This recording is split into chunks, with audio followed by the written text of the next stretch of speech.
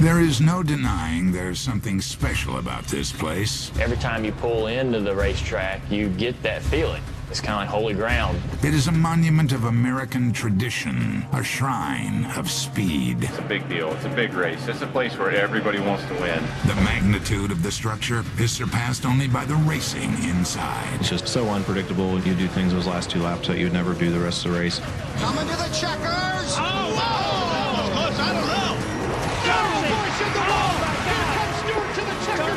Success can be had by anyone, having as much to do with one's position in the pack as it does with self-determination and a twist of fate. You get caught back in that 3 wide, 6 deep, you're just at the mercy of who goes, who's dragging the brake, and who doesn't. From the chaos, a winner will emerge, and through the tears and elation, we'll see why this isn't just another race. Anytime you win a Daytona, it's special. You're just overwhelmed with so many feelings and so many thoughts. You can't enjoy that moment enough.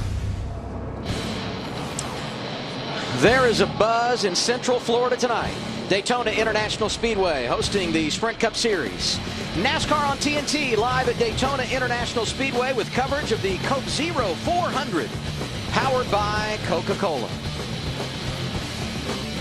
And as you can see, plenty of sunshine draped over this 2.5-mile super speedway. 83 degrees right now. Going to drop down in the upper 70s as the evening continues. Partly cloudy skies. No rain in sight. And now our Coke Zero starting grid. Kyle Busch on the pole. His first pole at Daytona. Won this race 5 years ago. Alongside him, a 2-time 500 winner, Matt Kenseth, his teammate.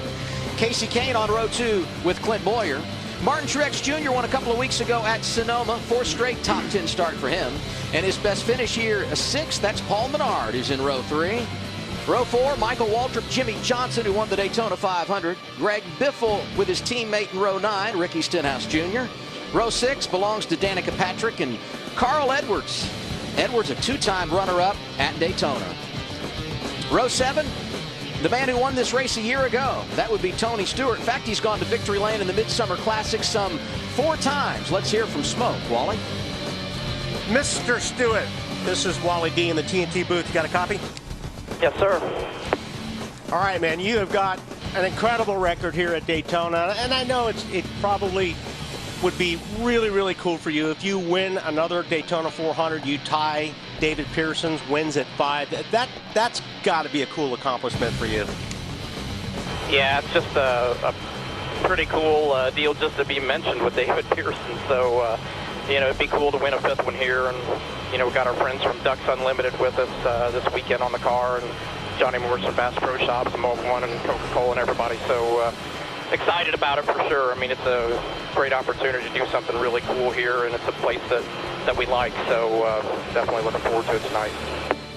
I'm not going to ask the knucklehead question about what your plan is, because I know it's really hard to have a plan here at Daytona. But, you know, once this race gets underway, what do you really try to accomplish? What are you going to be looking for? Because sometimes you'll ride in the back, and sometimes you'll try to stay out front.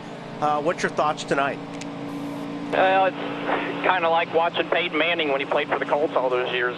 You kind of call it audible every lap, and you kind of get a feel for what the race is doing. I mean, we'll go hard here at the beginning and see how the race settles in, and if guys get a little more anxious than I would like to be at the beginning, we get shuffled out, we may just hang out at the back for a while. And you know, the big thing is we had a really good race car at the 500 here.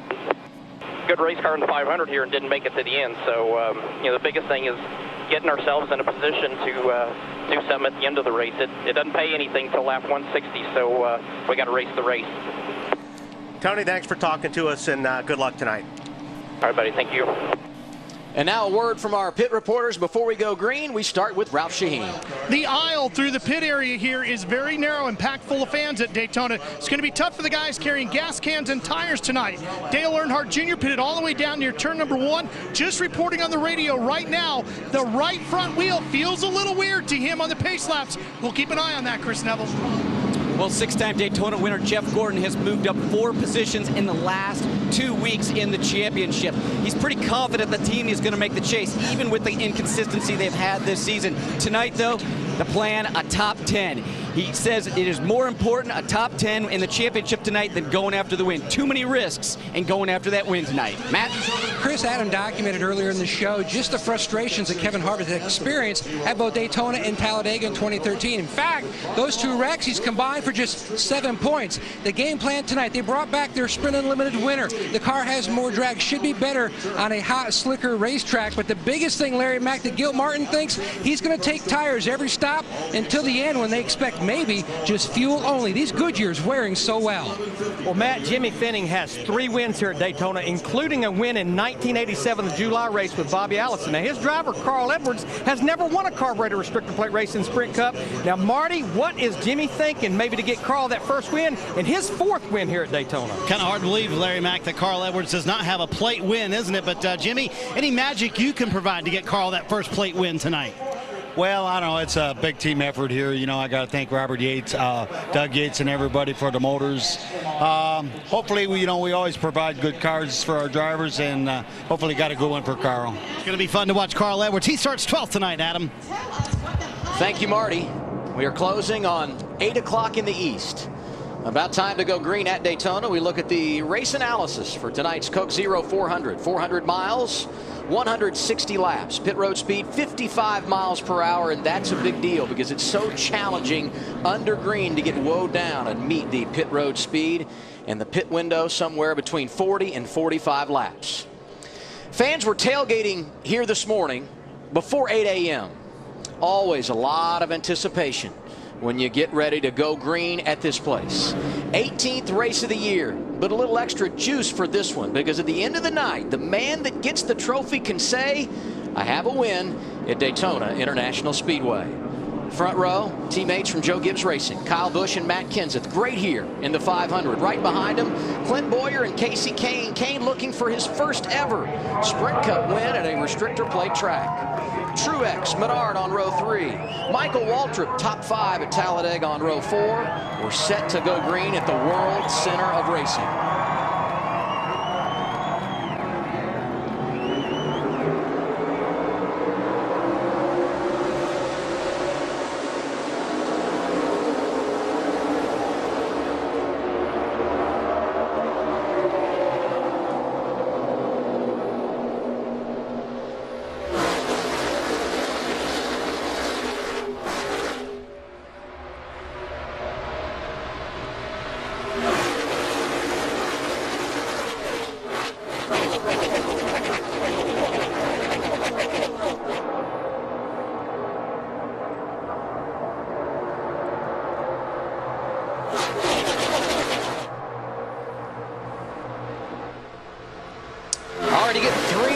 They come through turns 3 and 4. Yeah, you're going to do it. Do it now. This is the best the cars are going to be on tires and everything like that. You saw Carl Edwards, one of the first guys who went through. I see Jimmy Johnson in there right now. But Matt Kenseth led the opening lap. Everybody's pretty even right now as far as lane choice. That's Casey Kane making that outside lane work, trying to steal the race lead away. Paul Menard behind him. Bottom of the racetrack, Martin Truex Jr. pushing Kyle Busch out front. This already has a very different look than the Daytona 500. These guys had their hands full down here in February, but they have gotten these cars a long way since February. Yeah, a long way. These cars are a lot more stable. We saw it in practice. These guys only wanted to go out and run in packs of 6 or 7 in practice down here for this race. They were already out in the bigger packs, even though they only run in that one practice, but really a lot more stable than what they were, and I think that gives these guys a lot more confidence to go out and run 3 wide this early. Jeff Gordon pointed something out in practice the other day. Cars handling great, and you can see it here. Yeah, that's what I'm saying. You know, they have done a lot of work on these cars. I mean, the first time these cars hit the racetrack was at Daytona in February, and I remember, watching the telecast and watching these guys saving these race cars. A lot of spins, a lot of guys were in trouble, but they've done a nice job, and the cars are handling well. We watched in practice. You watch the telemetry. If you can stay on the gas and it's 100% most of the time during a run, then your car is handling very well. Top 5 last time around, all Toyotas. Kyle Busch leads as we complete lap 3. Ralph?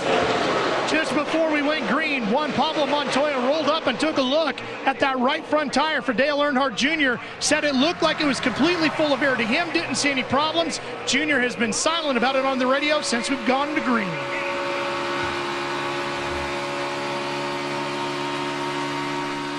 Dale Earnhardt Jr. dropping back in the pack. You can see the numbers here. Started 16th, right now 30th. 7 restrictor plate wins. That's 3rd on the all-time list. But he hasn't got a points-paying victory in a Sprint Cup race of this variety since 2004. You watch the telemetry here, and really the green where it says throttle, that really tells the story about how a car's handling here at Daytona. That thing stays green all the time, and you don't see the red come underneath the throttle where it says brake, your car's working good. Now it's early, but the temperatures are dropping. That helps the car's grip more. And as you can see, he went through the corners there, no problem, never lifted, almost 200 miles per hour. There's 200 right there. And you see him go from the outside lane all the way to the bottom. He catches 2 cars side by side now and is able to use a little bit of that draft. Getting antsy at the front. Kyle Busch leads. That 18 car on the inside, painted gold this weekend. But he's got company coming outside. In fact, he slides up in front of Kasey Kahne. How much time at Daytona do you look out the windshield versus looking in the rearview mirror? I think you look in the rearview mirror more than you do out the windshield when you're racing a restrictor plate race, because you have to be aware of everything that's around you. You've got spotters here that are great, but you are looking behind you and around you a lot. Yeah, and the one thing that we're seeing already with Kyle, he's inside, he's outside. And I'm not going to say that he's blocking, but what he's doing is he's trying to slow the momentum. He'll get the momentum going in the outside line, see it coming, and then his spotter tells him, you see him in the middle of the corner here, the inside line's coming now. Let's see if he goes back to the bottom to block the momentum from the inside line. And what he's doing is trying to get the momentum from that line to push him farther forward. Now just take a look at, we talked to Tony Stewart. Obviously, he didn't like what he saw up there because he's already dropped back to the 29th spot. So he's just going to, I think, sit down and let things shake out a bit. And he's not the only one. Clint Bowyer, who started in the top 5, he has drifted back. Brad Keselowski is back there. We talked about Dale Earnhardt Jr., and here you see this group. Eric Almirola among them. Matt, what's Smoke saying? A number of friends and corporate teammates fading to the back, including Tony Stewart. He's near the back. And Kevin Harvick's pre-race game plan was to ride in the back, prevent defense, just to try to stay out of trouble until things calm down. Yeah, you want to make sure, you got to be careful not to lose a drafting partner, because if you break the draft, I think it's almost 10 mile per hour difference than when you're in the draft and out of the draft here at Daytona. So you can go down a lap or more really quick if you lose the draft. Yeah, and we saw that happen to Tony at Talladega. We saw it happen that he got to the back, got dropped off, and then all but got lapped. So it's not this is not the Gen 5 car. The Gen 5 car, they could tandem race, they could hook up and run that crowd back down, and it was a little bit easier to go to the back. When you go to the back, it's different today because you still have to run pretty hard to stay up with this pack. You can't lose touch with them. 7 laps complete at Daytona. Kyle Busch has led 6 of those. Want to join us live at Daytona next year? Head to mcr.com/Coke0400 for the chance to win a trip for 2 to the 2014 Coke Zero 400 and a new 2014 Chevy Camaro 2 SL. We're back live on TNT after a break. The 11 laps complete in the Coke Zero 400 at Daytona. Kyle Busch continues to lead. First 8 cars or so, single file, as they make their way across the banking in turns 3 and 4. That's Denny Hamlin, first car hung out down in that bottom lane. So when you're racing here, always a lot of traffic, stuff going on inside, outside, in front of, and behind you. Who's your best friend, Wally? Well, your spotter is a pretty good friend up there because he is definitely your second set of eyes, which you need at a place like this. I mean, I think you really, and there's a great shot from a spotter right there. Yeah, that's Jason Hedleski, who's wearing our spotter cam tonight. And boy, you can see the perspective these guys have up on the roof on the main straightaway. Yeah, and it's a long way across looking down at the backstretch. And You know, I think a spotter, Kyle, here is more as a backup plan. Yes. I mean, you know, you can't completely 100% rely on them. I mean, most of the time they're right, but you have to have a feel for where these cars are and where your competition is around you all the time before you make a move. Yeah, it is a combination. It's a combination of feeling your car and knowing that guy's on your left rear, and knowing that guy's on your right rear, and that spotter talking you through it. So, Marty, the 99 of Carl Edwards running 24th right now.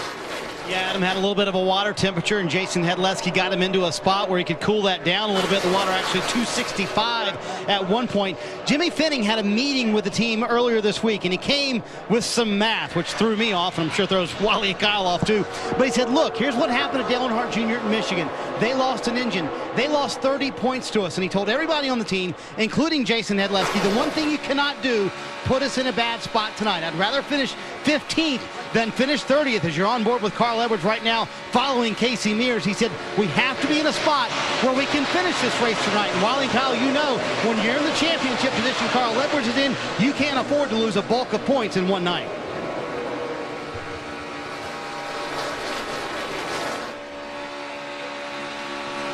Okay, you know, I was watching during the commercial, I was watching his eyes, and I was curious about that, Marty.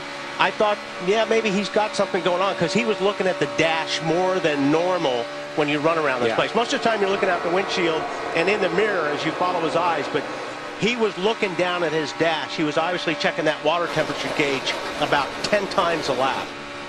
And overheating here, not uncommon because you get so tight in the draft, nowhere to catch air from. Well, and it's not uncommon, and they've gone through so many iterations of what the grill opening should be and shouldn't be, and can we bump draft and can we not bump draft. And I think we saw it a lot in that first practice on Thursday. Guys working on their temperatures, whether it be the rear end temperature, when Tony Stewart had some issues and had to practice the second practice, and whether we talk about the water temperature. But once you run it in a pack, and you know you're going to run in a pack, you've got to have that temperature where it runs cold by itself, but it runs just right when you're tucked up under somebody. Larry, we talked about some drivers that dropped to the back to ride early in this event. How about Trevor Bayne, Juan Pablo Montoya, both in the top 10 right now? Well, we have 145 laps to go, Adam, when we talk about risk versus reward, and you think about the different agendas. When I look at Trevor Bayne in that 21 car, remember, won the 2011 Daytona 500. He's all about winning races. He runs a limited schedule. Now, look at Juan Pablo Montoya in the 42, qualified 14th up there in 8th right now. He's 23rd in points, 34 points out of the top 20. That 42 car, they need to win a race, and I think that's one reason these guys, they're not riding at the back. They're up there trying to get as close to the front all night long as they can. And Montoya, a very capable restrictor plate racer, always has been. And the other caveat in regard to the championship, to follow up on Larry's point, he's still got Watkins Glen on the schedule. We all know what a great road racer he is. A victory here tonight could set themselves up for big things later in the summer. Now, these guys have kind of, and for whatever reason, those first 4 or 5 laps were 2 and 3 wide. They've kind of fallen into the pattern that they fell into for the 500. They're up next to the wall, they're running their laps, and they're trying to fill it out. We can see that second pack back just off to the right as you see them come down the back stretch and some of that stuff. They're experimenting back there. They're too wide. They've dropped down. Tony's tried to drive past some people, so they're trying to figure out what their cars will do. The balance of patience and aggression at Daytona. Kyle Busch, your leader, with 17 laps complete. Aerial coverage provided by Goodyear, proudly supporting our military for 100 years. Show your support for our troops at Goodyear.com. Goodyear, the official tire of NASCAR.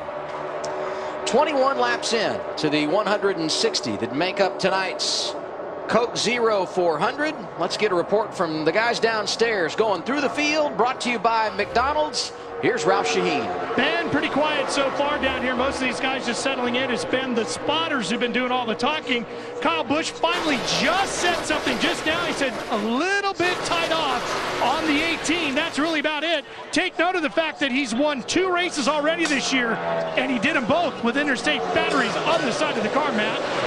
Directly in his mirrors, the white 5 of KCK. Now this team has experienced frustration the last 2 super speedway races. 36th at Daytona and 42nd at Talladega. Their game plan to stay near the front as much as possible to try to stay out of trouble and control their own destiny, Ralph.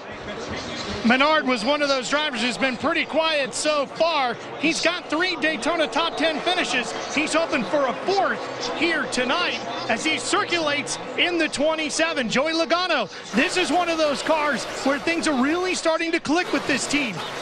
Communication has been a large part of that.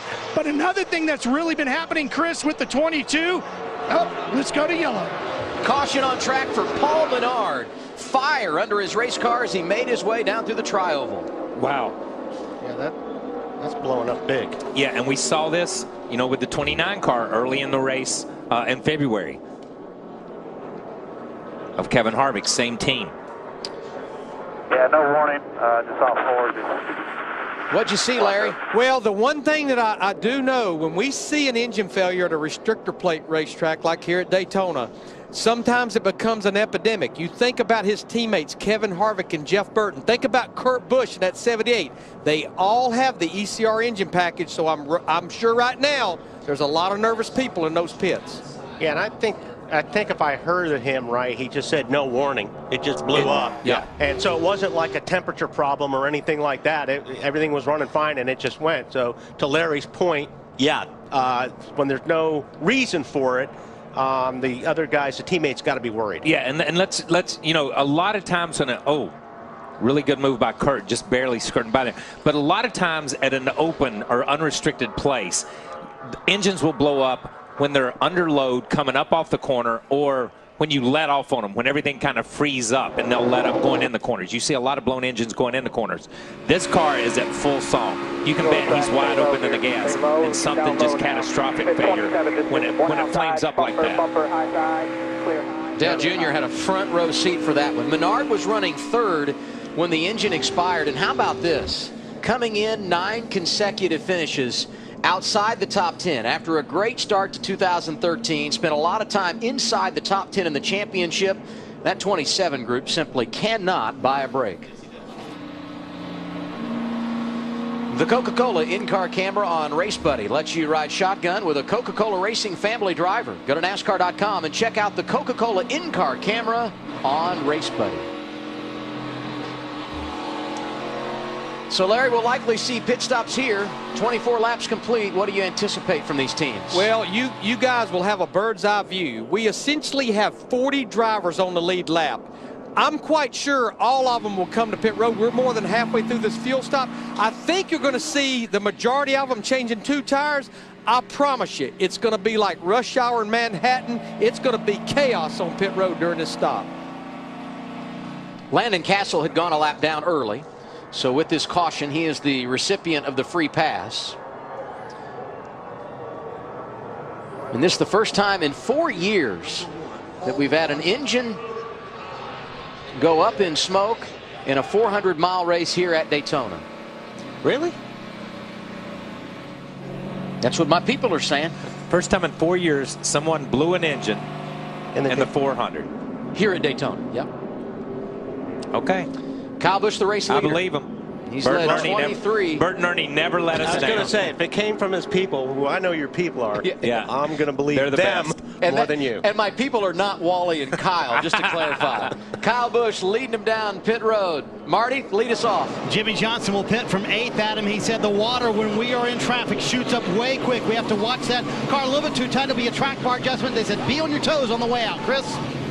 Kurt Busch started 22nd, moving up to 5th. Track bar wedge adjustment on that right rear corner. Car a little loose. No tires, just fuel. Matt? Right side tires for Casey Kane. They worked with their neighbor, the 29 of Harvick, finding out when they were going to pit route.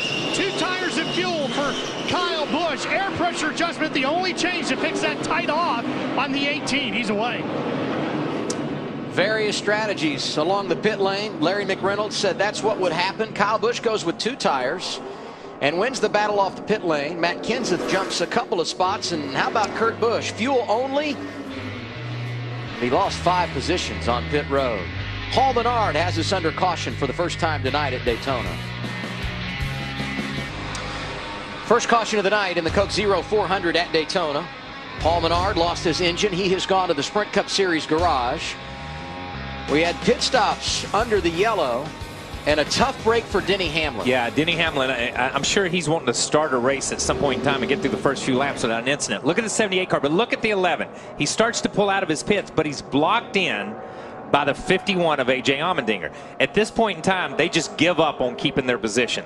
They back up, he puts it in reverse, they back up into their pit box, they go ahead and finish the stop, they change 4 tires. For a lot of the front runners who just changed right side tires, they go ahead and change 4, make sure it's full of fuel. Then he came in running 14th, he goes out running 30 or 39th, I guess, right along in there. So huge, it's not a mistake on Denny's part, it's just like Larry said, a lot of traffic on pit road.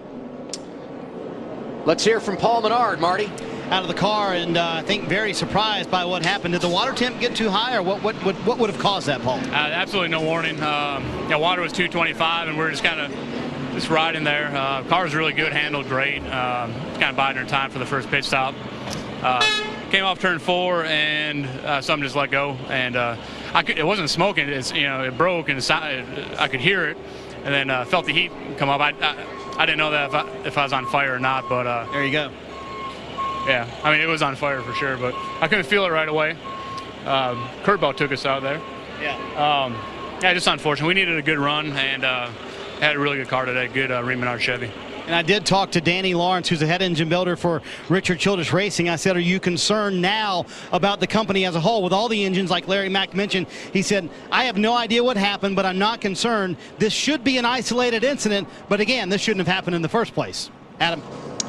Thank you, Marty. We'll continue to keep an eye on his teammates as the evening goes on. Let's check out our nationwide caution count. Most cautions in the 400-miler, 12. Fewest, 2 on 10 different occasions. An average number of cautions in this race, 7. It's over the last 10 years. The outside lane has been the place so far, but some drivers work in the inside groove. Listen in. The bottom line works the best right there, just staying away. Yeah, 10-4, I told Chad on the other radio that. You might want to relay it to TJ. But... Yeah, I was watching some of the lap times during that, and when those guys were down on that bottom line, they were a little bit faster than the top line, almost by 2 miles per hour, a couple laps. We've cleaned up the situation with Paul Menard. We're going to go back green as we complete lap 28 here at Daytona.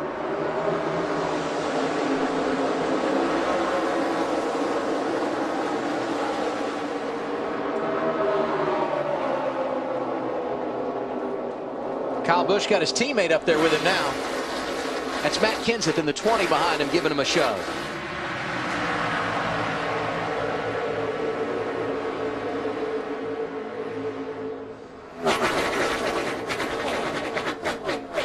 Yeah, about to see how strong these Toyotas are. With Kyle and Kenseth, there goes Jimmy Johnson to the bottom, and we'll see how good the Chevys are right now. And he's got a teammate waiting on him. That's Casey Kane in the 5 machine that sucks right up behind the 5-time champion. See that dust from that stay drive. Takes your breath when you see it for the first time when they come through there. Probably like it if your spotter gives you a little heads up on that, huh? It's, when the race started, Matt and those guys got caught in that middle lane. There is no middle lane. That is a black hole, believe me. It just sucks them straight to the back, it seemed like. Yeah, it's a 2-lane racetrack, and there's 2 lanes that are fast. And the bottom lane can be faster. The problem is, when these guys qualify, when these guys run, they run the bottom lane. But the momentum that outside line gets and kind of keeps going. And the arrow, the way the wind works when you get up here and you're side by side, it just stops that inside line for some reason. Noticed under caution a moment ago, Kevin Harvick, one of the last guys down pit road, Matt. When the caution came out at him, Harvick was in 40th position. Gil Martin and Kenny Francis conversed about their strategies. Gil told Kenny that the 29 was going to stay out, hoping to lead a lap, if not at least hit pit road without a lot of other cars around them to take away that chance of an incident early on. Harvick took 4 tires. The game plan pre-race, 4 tires to give them a better opportunity later to 2 or no tires, just fuel only. The thing is, right now, Harvick's, I think he's the last car, one of the last cars in that line. And as we talked earlier about it, you do not want to lose. You go down a lap here in about 10 or 15 laps if you lose that draft. So got to be careful. You know, before we got that caution, Jimmy Johnson, one of the drivers that was trying to work that inside line. With Kasey Kahne behind him, they've got it working now. He has lost no ground at all to Kyle Busch at the front of this field. What's up, Marty? Well, you guys heard the conversation earlier, Adam, between the 48 and the 88 teams, Jimmy Johnson and Dale Earnhardt Jr., where they're trying to get the bottom line to work. As you mentioned, they kind of discovered it by accident. The water temperature got too high for Jimmy, and they were way back in the pack, Adam. They ran all the way to the front. He got to the top 10, and they noticed the bottom line will indeed work. But I can't imagine, Kyle and Wally, how frustrating it must be up there, because you're there, you just can't get past the car right beside you.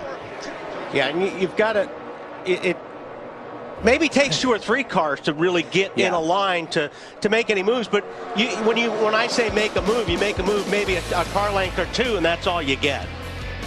Jimmy Johnson looking good right now in that inside lane. Last time around, it was Kyle Busch that showed the way. He's led 29 laps tonight. Jimmy Johnson leads with 36 laps complete here tonight. Kasey Kahne right behind him, and their teammate Dale Earnhardt Jr. was in the top 10 when we went to break. Got shuffled in the wrong direction while we were away. Yeah, that inside line got up there and cleared the first 5 or 6 cars in that inside line, cleared the outside line. And then Joey stepped to the outside, and about the time Joey stepped to the outside, Junior went to the inside, and they split those guys, and he went back, and Joey just kind of lost that inside draft. Trevor Bayne has done a nice job hanging in the top 10 tonight, Chris. Yeah, he has. You guys have been talking about that inside line working. Trevor Bayne has been making the inside and the middle lane working. He dropped outside the top 10 after that last pit stop and worked his way back up to the top 5 right now. You know, a lot of teams didn't even participate in the second practice on Thursday, but Trevor Bayne and the Wood brothers, they went all the way till the end of that practice, really trying to make that car comfortable, and obviously it's worked. Right now, they're one of the 5 Fords inside the top 10, Chris. You see Joey Logano in that outside lane. He's got a blue oval on the front of his race car, and Bayne right behind Marcos Ambrose. And here you on board with Carl Edwards, one of the other Fords riding up front tonight. This is a great shot. Kind of shows you how the cars are moving around a little bit, and they actually look pretty good. The 21 looks very strong tonight. What do you see, Larry? Well, I've been watching this Ford camp, and if you go back to last year at the 2 Daytona races and the 2 Talladega races, if you were going to sit on the pole or win the race, you were going to have to beat a Ford driver. I think when we got here for Speed Weeks in February, the Fords got caught off guard. They did not have speed. They've done a lot of work. If you look at Talladega, the top 3, they were all Fords, and I'm seeing a lot of strength out of the Ford camp because, as you mentioned, 4 or 5 up there in the top 10 right now. What's NASCAR driver Greg Biffle's favorite ride? Watch Behind the Mic. Powered by Ford at BleacherReport.com/Behind the Mic to find out. Biffle won this race 10 years ago. First career victory for the driver out of the Ford camp. It's good to see that bottom line working. We don't see that. It doesn't seem like it. It's always been like a Talladega in places. That top line seems to be the real strong line, but it's good to see that bottom line working. Yeah, it's good to see the bottom line working because as it does, you see people continue to try to make that top line work. So we get a lot of side-by-side racing, and guys aren't just getting away from each other. We see these guys back here farther in the pack. They're 3 wide. But Wally and Kyle, I think it took Jimmy Johnson in that 48 to move to the bottom right before that caution to kind of show some other drivers we can make this bottom groove work. Yeah, it'll be interesting later in the race to see which lane they choose. And we see it down here.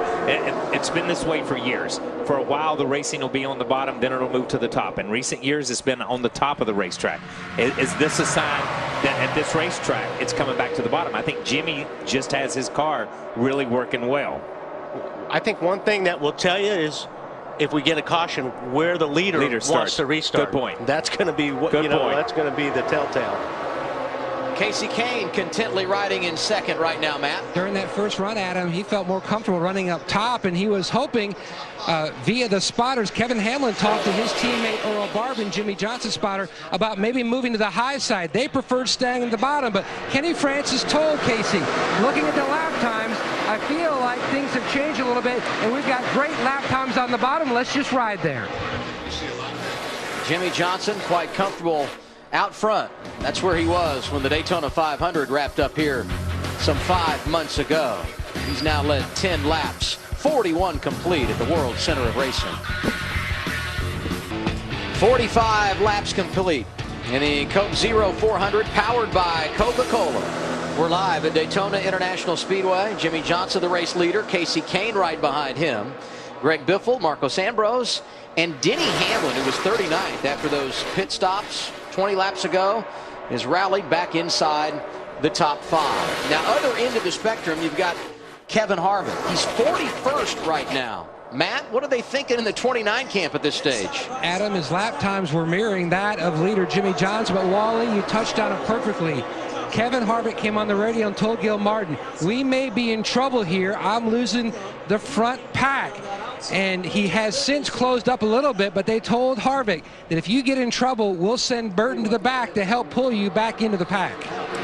Yeah, man, that's, you know, and that's one thing. When you're the very last car in line and you don't have anybody helping you, that's when you start to lose, you know, the draft. But as you can see, he pulled up a little bit, and we got to come up with a name this thing. Barrel Cam, Horizon Cam, Jelly Cam, what? Make me drunk cam. It's gonna, what do you want to call it? I don't know. It's a cool cam. It is a cool camera. But here's the thing: is you can send somebody to the back to help somebody.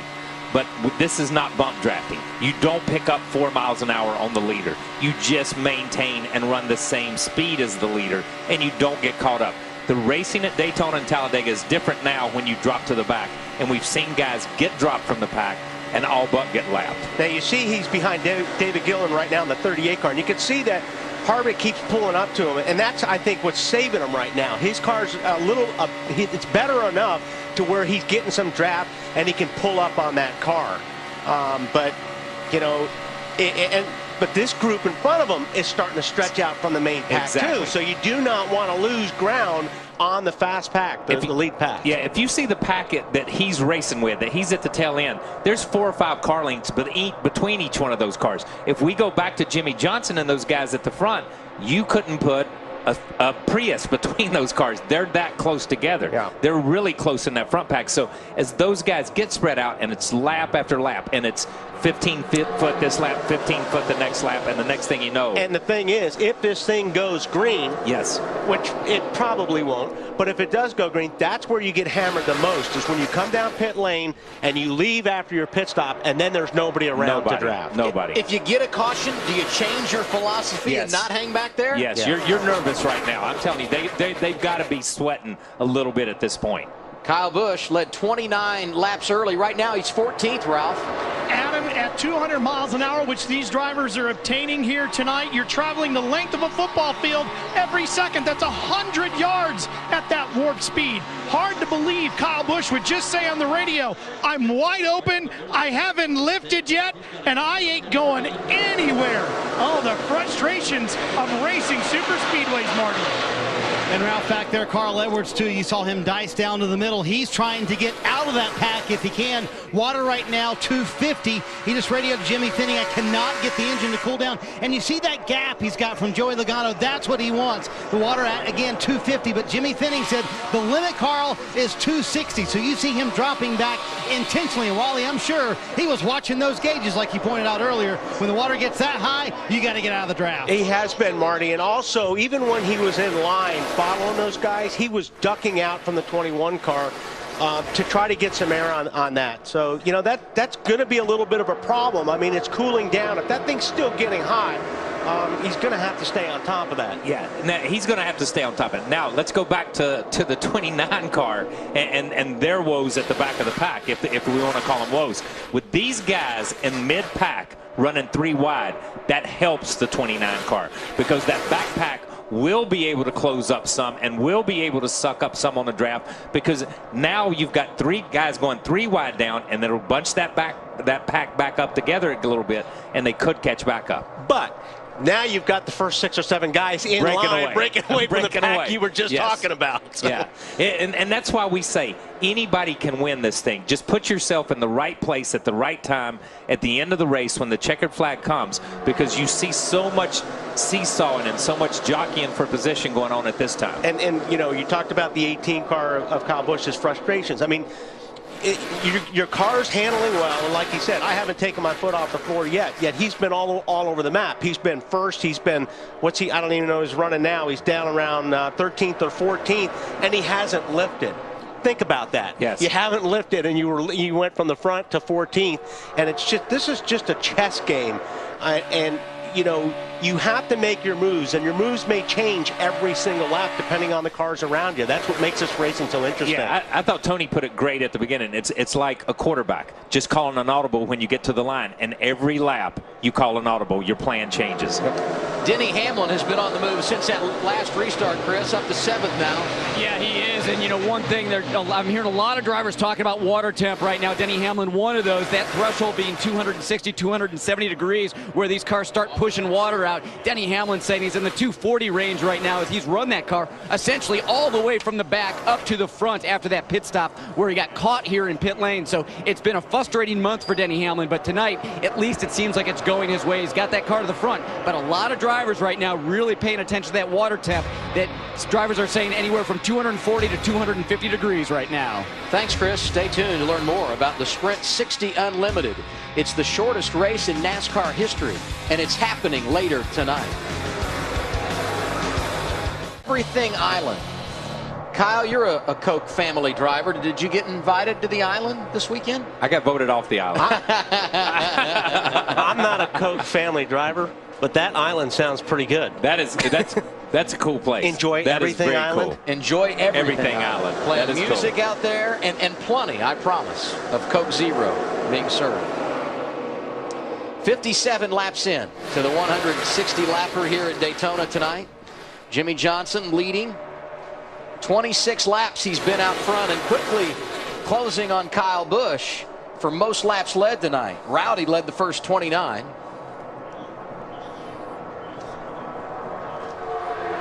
Jamie McMurray last week a runner-up at Kentucky. I guess he's not satisfied, Chris. No, he's not. I talked to him earlier this week, and I asked him, how many more laps did you need to chase down Matt Kenseth? He said, I think I could have done it in about 5 laps. The car was so good. Tonight, he started 27th, up to 3rd right now. So, again, a really strong car for Jamie McMurray. Only thing he said is that car just a little bit tight. Jamie won the Daytona 500 here in 2010 and won this race in 07. Yeah, Jamie's one of those guys you never count out at Daytona. He or a restrictor plate race. He runs good on these racetracks. He's one of those guys that gets it. A lot of conversation tonight, Larry, about the temperatures running hot. What can you share with us? Well, crew chiefs at a place like Daytona get very aggressive with tape on the front end because any tape you put right here, it helps the aerodynamics. It helps cut downforce and helps the drag.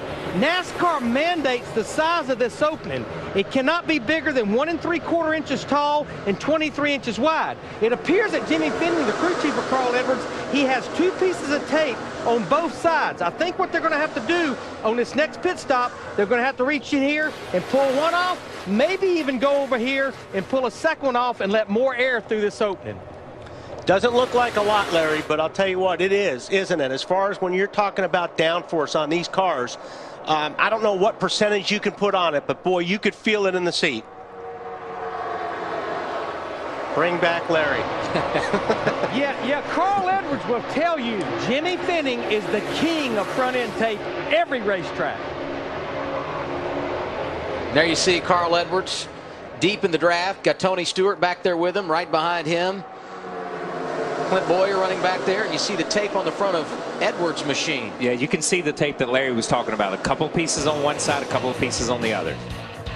Jimmie Johnson leads. Casey Kane, Jamie McMurray, Dale Earnhardt Jr., Brad Keselowski, the top 5 with 60 laps complete here at Daytona.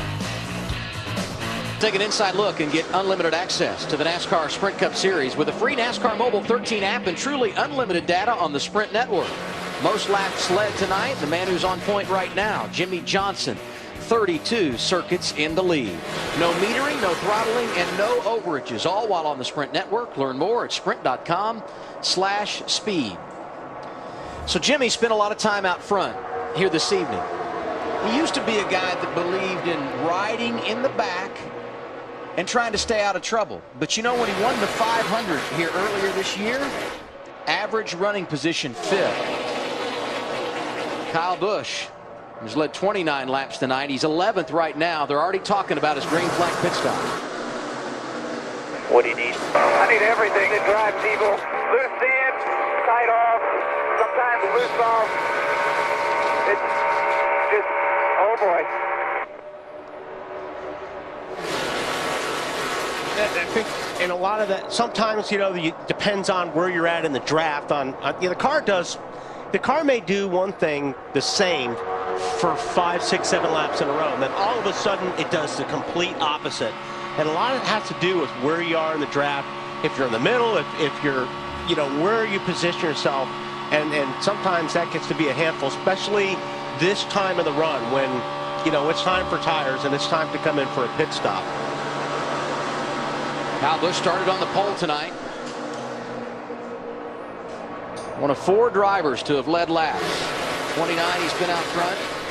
J.J. Yaley led on a cycle of pit stops earlier, and Matt Kenseth, who started on the front row, led the first lap, has not been out there since. This is one of the best parts to me about restrictor plate racing. The communication. You go up top to the spotter stand, and all these guys are communicating with their crew chiefs and other spotters, so you have a drafting partner when you come down pit road. Not only that, though, Adam, you want to make sure you don't get run over when you're coming to pit lane. If you're following somebody or somebody's following you, you want them to know when they're coming into the pits, because when you get off the throttle and you come down pit lane, you all want to be on the same page. Left of your screen, our spotter cam.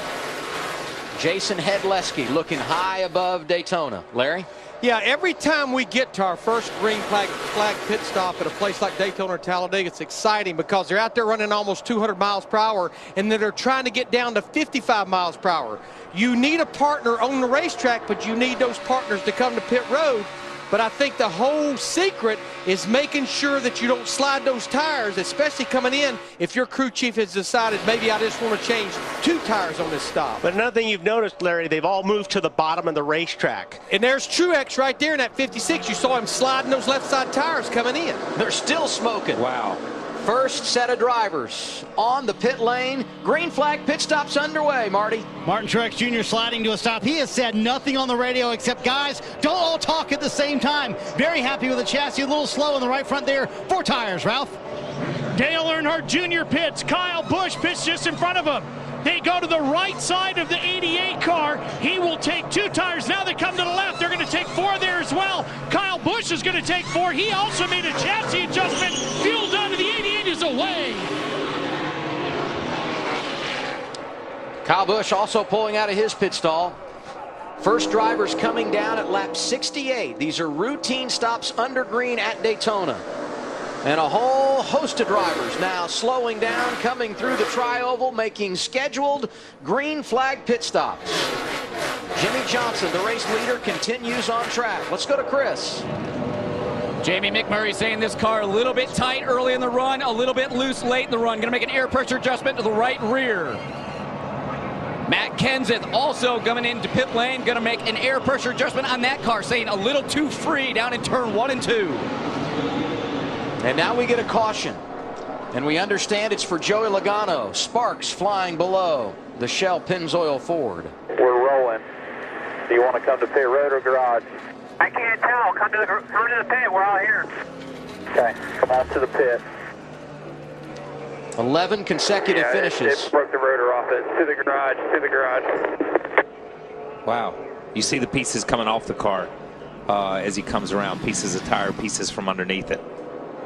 Yeah, pieces of the rotor. If that's the rotor, you do not want to hit one of those things. Just. Here's a replay of what happened to Joey Logano. It looks like a tire went down or something, because he shot up the racetrack like a tire went down or something broke. Yeah, that thing turned hard right. Hard right. We're watching right there. Yeah, if when a car just shoots up the racetrack like that, obviously something. Easy. See sparks. Keep coming here. Keep coming. And that's a lot of times that's what happens right before you're going to make your pit stop.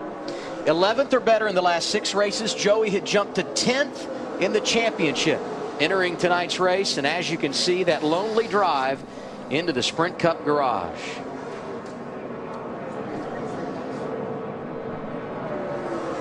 Landon Castle, once again, the first car 1 lap down. Second time tonight he has received the free pass.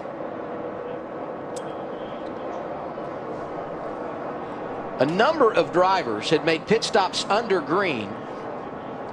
The top 21 had not made a pit stop, Larry. Yeah, what I'm seeing, though, and this is part of making a green flag pit stop at a 2.5-mile racetrack, and depending on where the leader's at when the caution comes out, but it appears to me, looking at my scoring monitor, all the drivers that made green flag stops, they've stayed on the lead lap, so it appears to me Denny Hamlin will be leading this race after all of our leaders like Jimmie Johnson makes this pit stop. Jimmie Johnson and the rest of the front runners coming down pit road now. Let's go to Marty. Well, and to Larry Mack's point, Chad Knaus very upset because he said, Jimmy, we're going to be very deep on this restart. You're going to have to be very patient. The car for Jimmy just a little bit too tight. He's on the top left-hand side of your screen. They're going to make a track bar adjustment. They're also going to take 4 tires here. Chris? Kurt Busch been running the top 10 all night. Going to do two tires right now. Going to do 4 tires on this stop. His big question over this last run twice. What happened to the 27th engine, Matt? And the 5 of Casey Kane is in. 4 tires for the 5 of Kane. The first stop, they took 2. He's away. Empty box exiting. 4 tires in fuel and a small chassis adjustment on the left rear for the 16 of Greg Biffle. He was tight. They tried to free him up a little bit. Good pit stop for the 16. And the battle off pit road, Jimmie Johnson losing no positions. But let's remember, a number of drivers had pitted under green. We'll reset the running order when we can continue. The pit lane, a dangerous place tonight. Wow. Closing on 9 o'clock in the East. NASCAR on TNT live at Daytona International Speedway. It's the Coke Zero 400, powered by Coca-Cola. Under caution for the second time tonight, a problem for Joey Logano. Our first caution of the evening when Paul Menard blew up. David Reagan assumes the race lead, Kevin Harvick running second. The reason why they have not yet made pit stops under caution, they will here. And this a big break, the caution for Kevin Harvick, who was laying back and nearly lost the draft. Now a replay of what happened on the Carl Edwards stop a moment ago. We showed it to you going to break. Colin Pawsey right here. Yeah, he just front carrier clean in the grill, but boy, to a driver, and he get his foot caught underneath that splitter. Yeah. And you know, for a driver, normally when the jack is dropped, that's his signal to go. So you know, Carl Edwards did what he's supposed to do, but he just didn't quite get out of the way quick enough. Hard to believe, but he limped away and is doing just fine now, Marty. Yeah, he limped away and he just did that pit stop again, Adam. And actually what happened is his left shoe got caught underneath the splitter of the car and actually had the left shoe. The shoe actually came apart. Look, the shoe came apart, and that saved him right there. The shoe came apart. He was able to walk away just fine. And you know what they were doing? He was pulling that tape we've been talking about for 10 minutes off of the grill, trying to get Carl Edwards' car a little bit cooler, but thank goodness to the shoe, everything was all good. Yeah, that was ugly looking because he got it hung under the splitter, and then as he went down, the tire actually rolled over his foot. But the way, evidently it was flat at the time, his leg was laying flat, and it didn't. Must not have broken anything because he's back out there pulling tape and doing his job. Good job. He's got a lot of adrenaline going right now. Might be a little sore tomorrow. Yeah, it could be a little sore when they get back to North Carolina. Kevin Harvick has now made his pit stop, Matt. The caution came out a lap early for Harvick. He had planned on pitting with teammate Jeff Burton, who at the time was running mid-pack up in 17th. Basically, though, when the caution came out, Harvick's at the back. They decided once again, stay out, let the other competitors pit, then wait as long as they could, hoping to possibly lead a lap. But he finally hit pit road in the second position. A chassis adjustment across the back, and also 4 tires again for Harvick. When we go back green, there'll be 40 cars on the lead lap.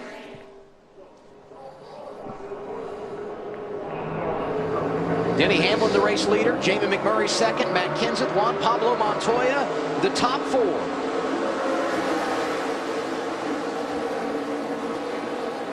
Top 14 drivers in the running order made pit stops under green. Those guys that came in under caution running 15th on back at the restart.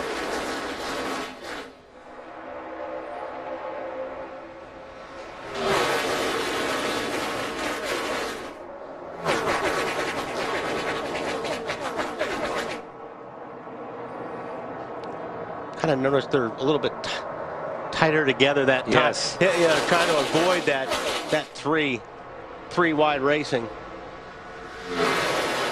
You saw Denny go all the way to the yellow line to try to break that side draft a little bit and just get a car length on him.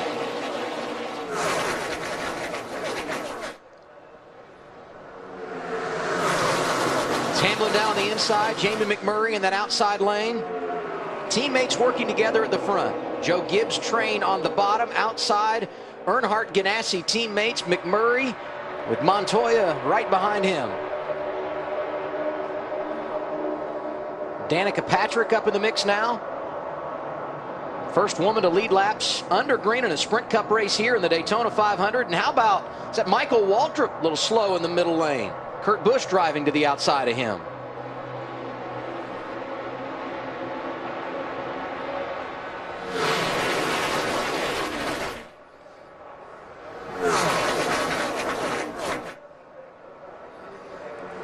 I just don't. Trying to figure out how that middle works. I mean, you know, you have to have a lot of people cooperate in front of you for that middle lane to come up to the front of the pack. And the thing, you see Kyle Busch on the outside there, he in the 55 car, they're almost trying to make it 3 wide. They're trying to drive up there and make that outside line be that middle line to keep them forced down next to Denny Hamlin and Matt Kenseth there. Got Hendrick teammates running the middle. Dale Jr., Johnson behind him. Third in line, Jeff Gordon, who's won here 6 times. Reason for the second caution of the night, Joey Logano, who's in the garage, Marty. And Adam, we saw his car take a very hard right. Was it a mechanical problem or was it a tire issue, Joey? We had a tire failure there, right front.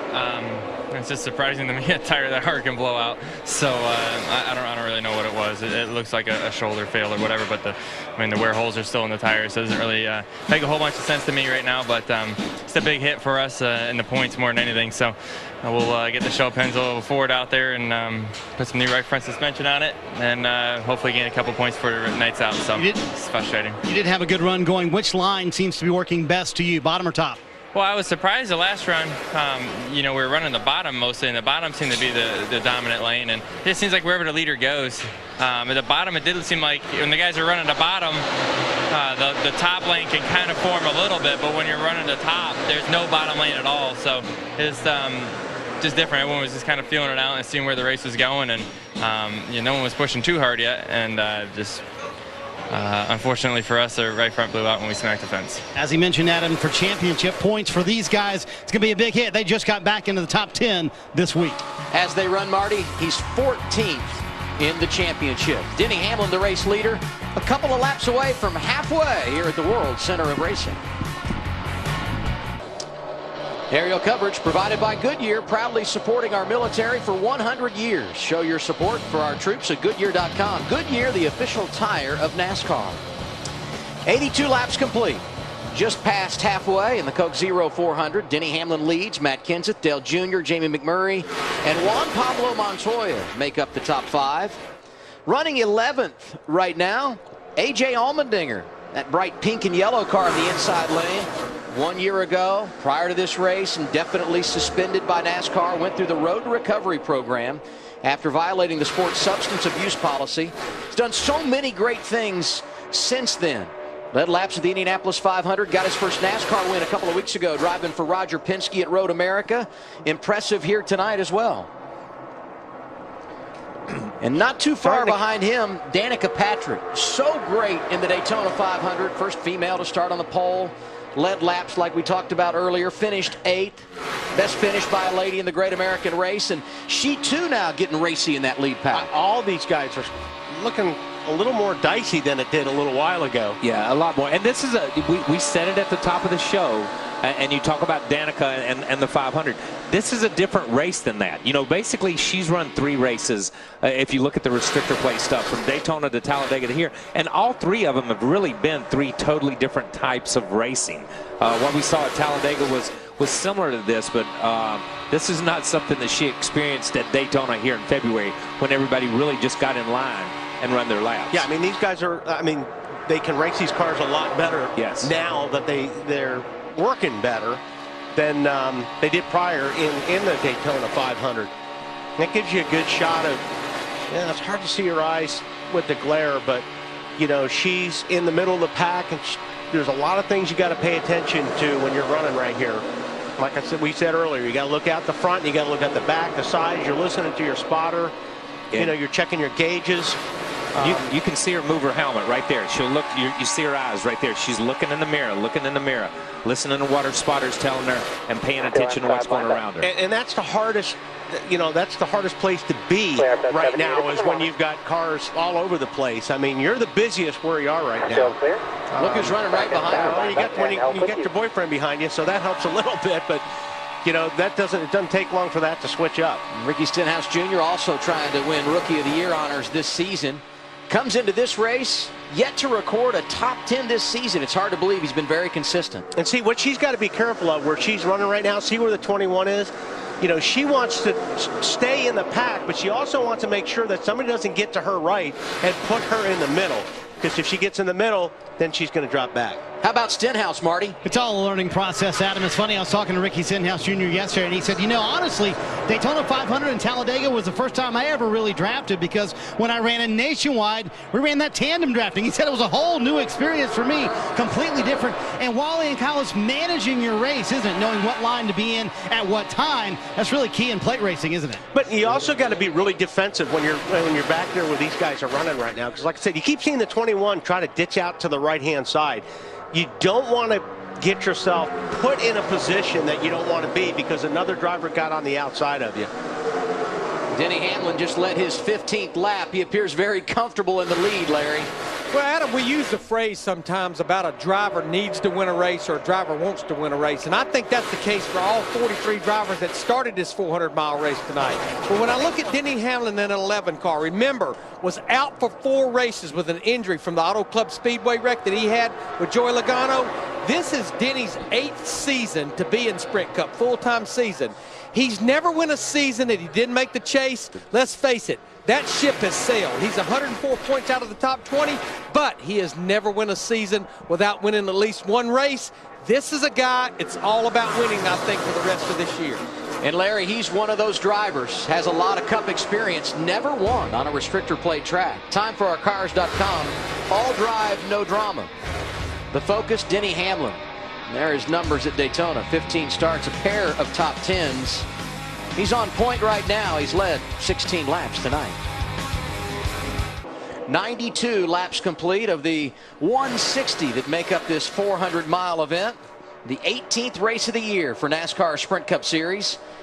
Denny Hamlin hanging on to the race lead in that bottom lane, but maybe not for long. McMurray making gains outside, and he's got some help from Jimmie Johnson as we go 3 wide. Yeah, I mean, Jimmie Johnson seems to have the strongest car out there tonight, and he can make either lane work. And when you have a car that's good, you're going to have a lot of people that want to go with you. I mean, obviously, at least until the end of the race, you know, you want to stay on his tail. But yeah, the 48 car is awfully strong.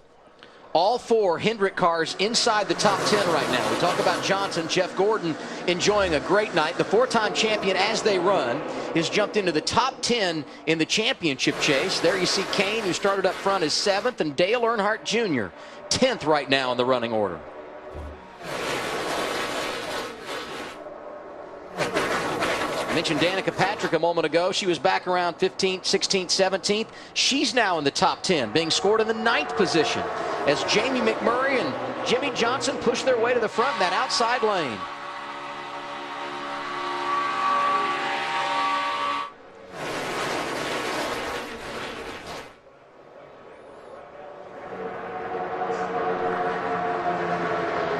There's a lot there. 42. Oh, man, I'll tell you what. I don't think he got into Matt, but boy, Matt sure got loose there. And when you make that kind of move at the tri-oval, you get loose. You lose the air on the rear of the car, so that did a good job there. Was that orchestrated for Matt Kyle to pick up Kyle? I think the 42 looks like he doesn't know where he wants to go right now. He's been inside, outside, middle. And there he makes the move on the 20, and they both lose positions, you know, and they both drop to the back.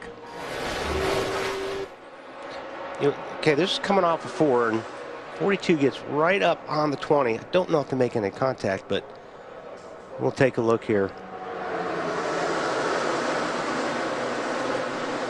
awfully close. But you can see the 20 had to backpedal because all of a sudden the cars on the right went past him.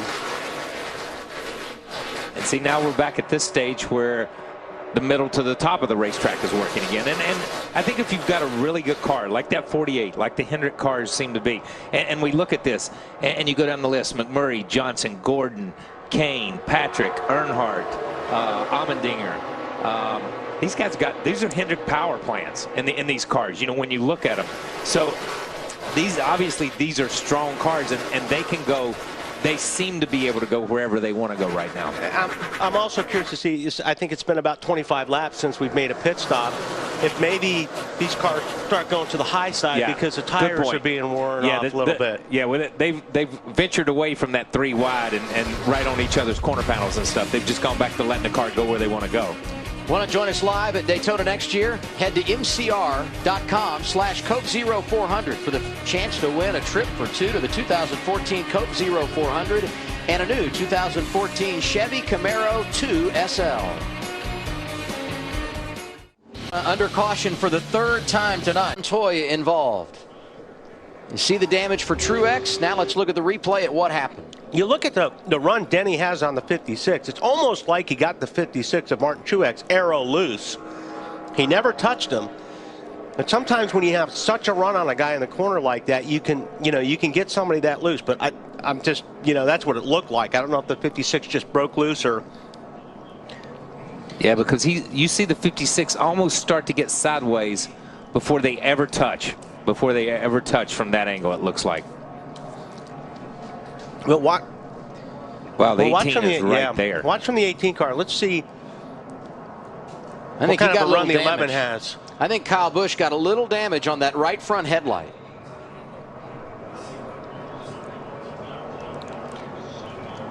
That's Denny in front of him. Oh, did get a little tag on there. Boy, that Truex, we talked about the opening, had such a good run going the last 3 races. It's going to hurt him in the points a little bit. Pit road is closed. The leaders will be there when we come back. Jamie McMurray leads 1 lap shy of 100 at Daytona. Cleaning up our 3rd caution of the night at Daytona in the Coke 0400, powered by Coca-Cola. 3 drivers involved: Martin Truex Jr., Denny Hamlin, Juan Pablo Montoya, and a little damage for Kyle Busch as well. Jimmy Johnson's been fast on track. He's led 39 laps. Turns out he's fast on pit road as well. Yeah, see him exit his pit stop. This is a tight shot here. Hey guys, pit selection definitely helped him because he's pitted in the first pit box coming in.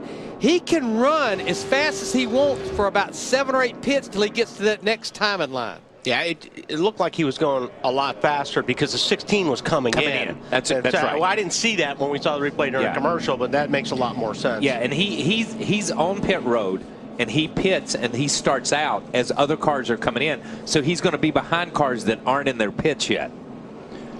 Jason Hedleski is the spotter for Carl Edwards. He had a great perspective of that wreck that happened a moment ago. Listen in.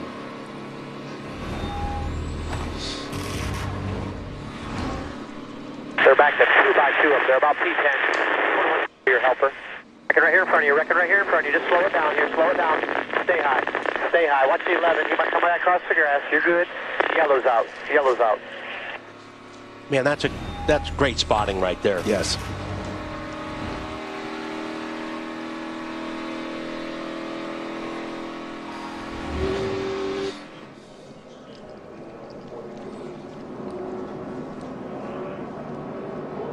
And you see Juan's just an innocent bystander there, just on the inside, and they come back across the racetrack and gather him up right there.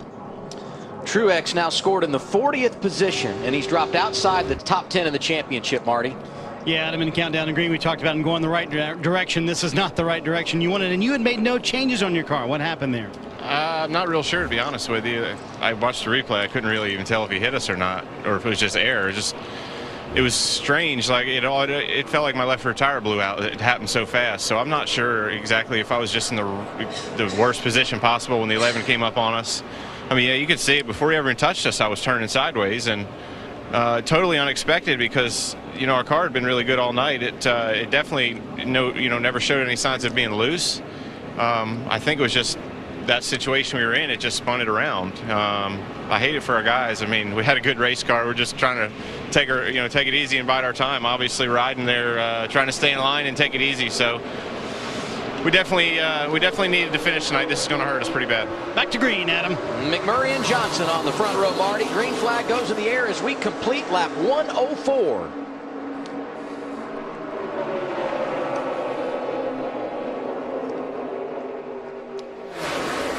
Number 2 position in that outside lane belongs to Danica Patrick. Great pit work for them a moment ago, and Jeff Gordon on the inside lane. Now, I think this is when you want to, we talked about all race, position yourself. I think you need to position yourself as close to the front as possible because you've got to come in and make a pit stop, and you want to be able to, and maybe fuel only depends on if it's going to be a green or a yellow pit stop.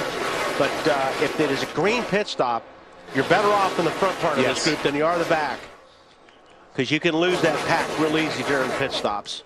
Remember in the 500, Danica Patrick, 3rd on the final lap, finished 8th. Very disappointed in herself. Here's what she's saying about the late laps tonight. Thinking about, obviously how it ended last year. So I'd say that if we start getting really stopped up with runs, like we're having to lift a lot, maybe that's the point in time that I'll mention it, and you see if people are going to go with me, and we'll see if that happens. Also, if other people want to go, you just let me know. Obviously, we've got a lot of Hendrick cars up here, a lot of Chevys, so, if they want to make something happen, I'm happy to join.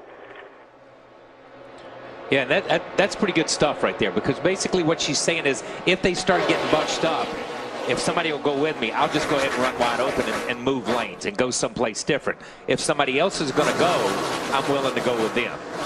She's got a pretty good drafting partner right now, Matt.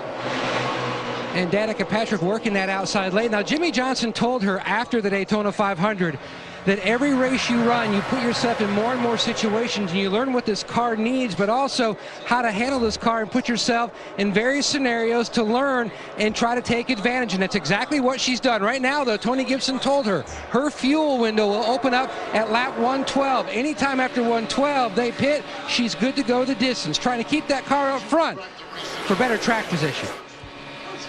And you see Jimmie Johnson switching lanes. I mean, he's got a teammate down there on the bottom in Jeff Gordon.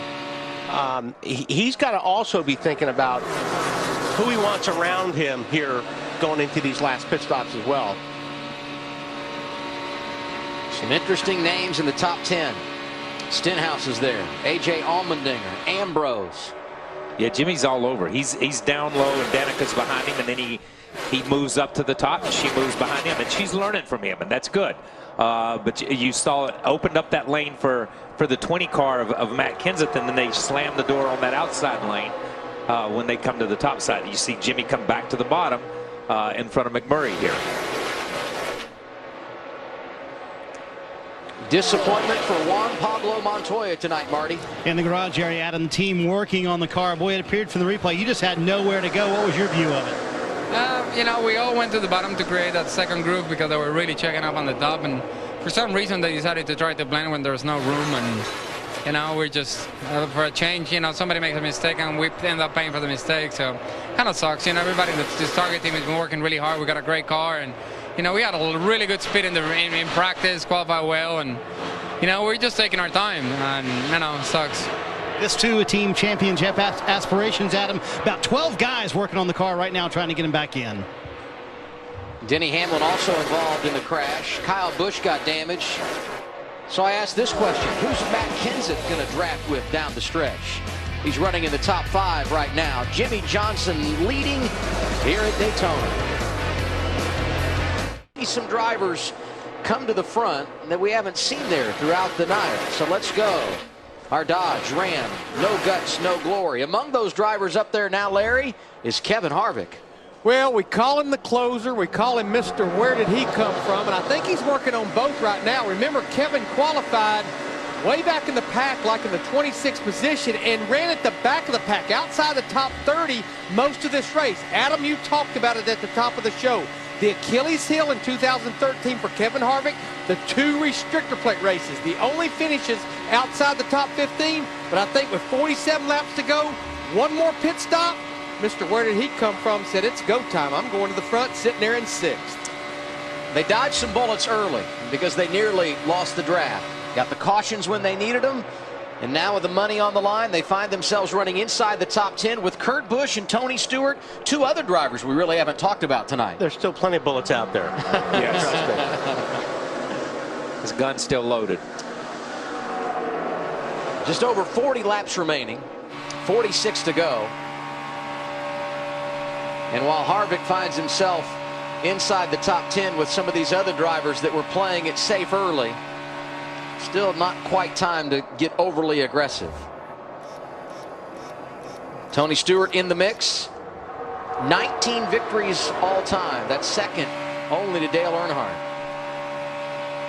Won the nationwide race here in February and has won this Coke Zero 400 4 times, including 1 year ago. Never a winner in the big one. The 500 in February, something he'd love to cross off his to-do list. Tony's 7th right now. He was 33rd when we went green a handful of laps ago. We've seen him do this quite a few times. He always has a very good race car here. His record speaks for itself. So he knows what he's doing, obviously, but he decided that, okay, it's time for me to get up there, get up front, knowing now that you have to make a pit stop still. And they're surrounding themselves, too, with guys they're comfortable with. Hey, guys, if you remember at the top of the show, I talked about the importance of aerodynamics. How about Kyle Busch in that 18 car? Remember, he was on pit road at lap 103. Look at the right front corner of that race car, and now he's sitting up there back in the top 10. And running with him, Larry, Matt Kenseth. Perhaps they can hook up and get their way back to the front. Jimmy Johnson, the race leader. 116 laps complete at Daytona. You're watching NASCAR on TNT. And now we check out our nationwide caution count. Average final caution, last 8 races here at Daytona, lap 158 of a 160 lap race. Average final green flag stretch, only 3 laps, and yes, we've had 3 green, white checker finishes here in the last 5 races. Now we go through the field, presented by McDonald's. Marty Snyder, what's going on? Adam Jimmy Johnson out front, trying to become the first driver in 31 years to win the Daytona 500 and the Coke Zero 400 in the same year. He can run any line he wants to, and a lot of teammates around him looking good for the 48 right now, Chris. Well, Jimmy Max led 8 laps tonight, and he said that car a little tight early in the run, a little bit loose late in the run. A little while ago, he said he wanted to take a run at the 48. Kevin Manion said, hey, let's just sit and ride for a while. Matt? Frank Keselowski runs third, trying to add a Daytona win to his racing resume now. It's been incident-free of late, but midway through this race, Keselowski was having issues with his water pressure light was blinking. Also, the car was running hot. It has since cooled off. He's fine right now, just riding, Chris. Well, Jeff Gordon was pretty quiet the first 100 laps of this race, but after that 100-lap mark, he's been charging to the front, running 4th. He has been saying over the radio he's not too happy with what Keselowski's doing, moving around a little bit too much out there. He said, I need him to settle down, hopefully trying to get up to the 48. Right behind him, Kurt Busch having a great run tonight. Said that car is working a lot better than everybody else around him. His only concern, temperature running a little high. Ralph? Well, the number 13 of Casey Mears is a car we have not talked a lot about tonight, but he sits inside the top 10 in 9th. He's got 2 top 10s here at Daytona. And, Adam, he has a 2nd place finish here in the 2006 Daytona 500. Ralph, I just want to document one more time Kyle Busch in that 18 car. You're riding with him here as he rides behind Casey Mears. Remember, back on pit road at lap 103, restarted after that caution, 36. He's sitting there in the top 10 as he's battling his teammate Matt Kenseth in the 20 for that 10th spot. 122, soon to be 123 laps complete. We're taking our final break of the night. We go caution-free on TNT. Good to have you with us on a Saturday night. 34 laps to go at Daytona. NASCAR on TNT. commercial free from now to the checkered flag. Jimmie Johnson leads this race tonight. He's led twice any other driver. 61 laps out front for him. Kyle Busch, 29 circuits in the lead. But he may have company soon. Smoke. Big crash. Well, fourth caution of the night, Aric Almirola with damage. That's David Strimmy going down low through the grass.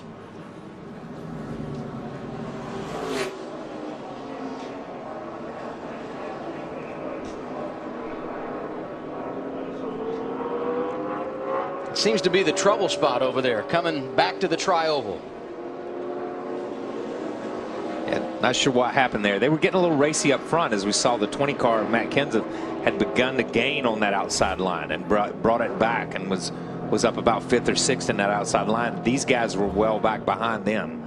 Not sure what really happened there. A little damage for Greg Biffle on that left side. Yeah, from the door, from the number forward there, you see the fender. Yeah, that's a broken bad right spot there. That's too. a bad spot, arrow-wise. Yeah.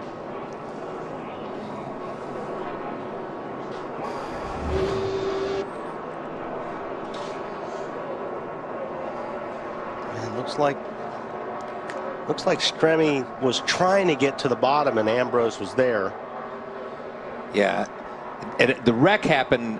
There was 2 wrecks. As you see it, you saw Strimmy and Ambrose up ahead, and then you saw the one car, and I don't really recognize which one it is, but you see Strimmy and Ambrose. They get together right here. These 2 cars, and you see the 51 car. I don't know if he gets hit from the behind. I don't think he got hit. Or if he just jumped on the brakes and the thing turned around on him, and he gets down into the 43 of Aric Almirola. Little damage on the left front for Allmendinger there. Riding here with Greg Biffle. Yeah, you see that bump right there. Easy, just back it down. Easy, still coming at you. Easy. Good save. Keep coming. Caution now behind you, still outside. Nothing coming at you now, back off. There you go. I think. Let's see where the 16 got his damage from. You see the 16 back here. There he is. Oh, it's where they come up. 43 gets 43 right. hit him hard. Wow, and that car went up a little bit, and that's about it. And then he took a hard hit in the door.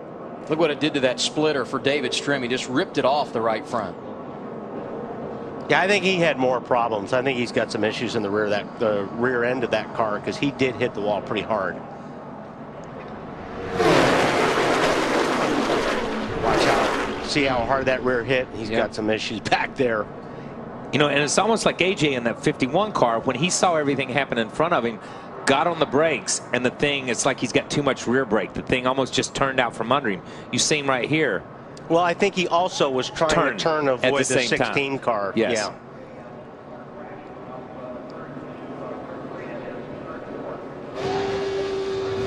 Fourth caution of the evening. A.J. Allmendinger, who had spent a great deal of time inside the top 10, repairing the damage. And now pit stops. Coming with 31 laps to go. Jimmie Johnson going to be the first to hit the pit lane. Let's go to Marty Snyder. Adam, with that very first pit stall on pit road, you'll see him come to a stop. The car, he said, less tight than it's been all night long, but I need to be a little bit freer still. It's going to be fuel only for Jimmie Johnson, Chris.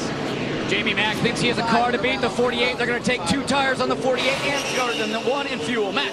Only needing 4 to 5 seconds of fuel. Brad Keselowski, there he goes. He's out of the box. No tires, Ralph. They call for fuel only and a slight chassis adjustment to the 18 of Kyle Busch.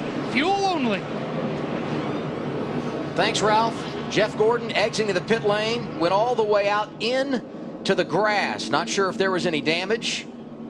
And you see Michael Waltrip facing the wrong direction. He got turned around coming on to the pit lane.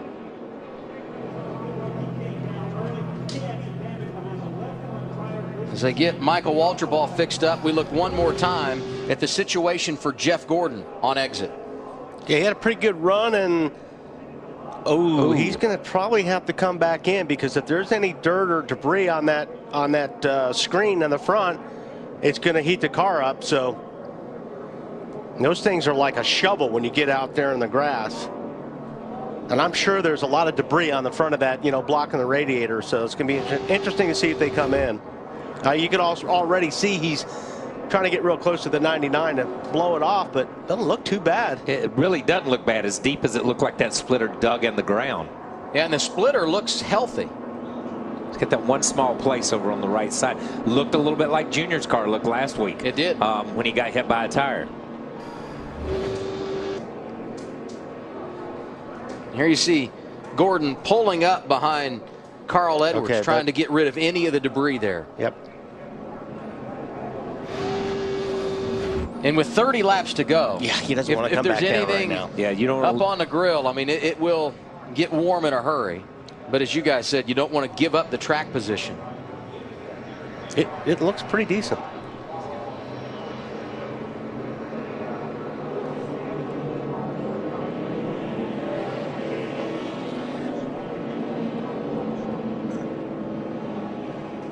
All right, fans, get those phones out and get ready to tweet. It's time for the Sprint 60 Unlimited. Here's Miss Sprint Cup.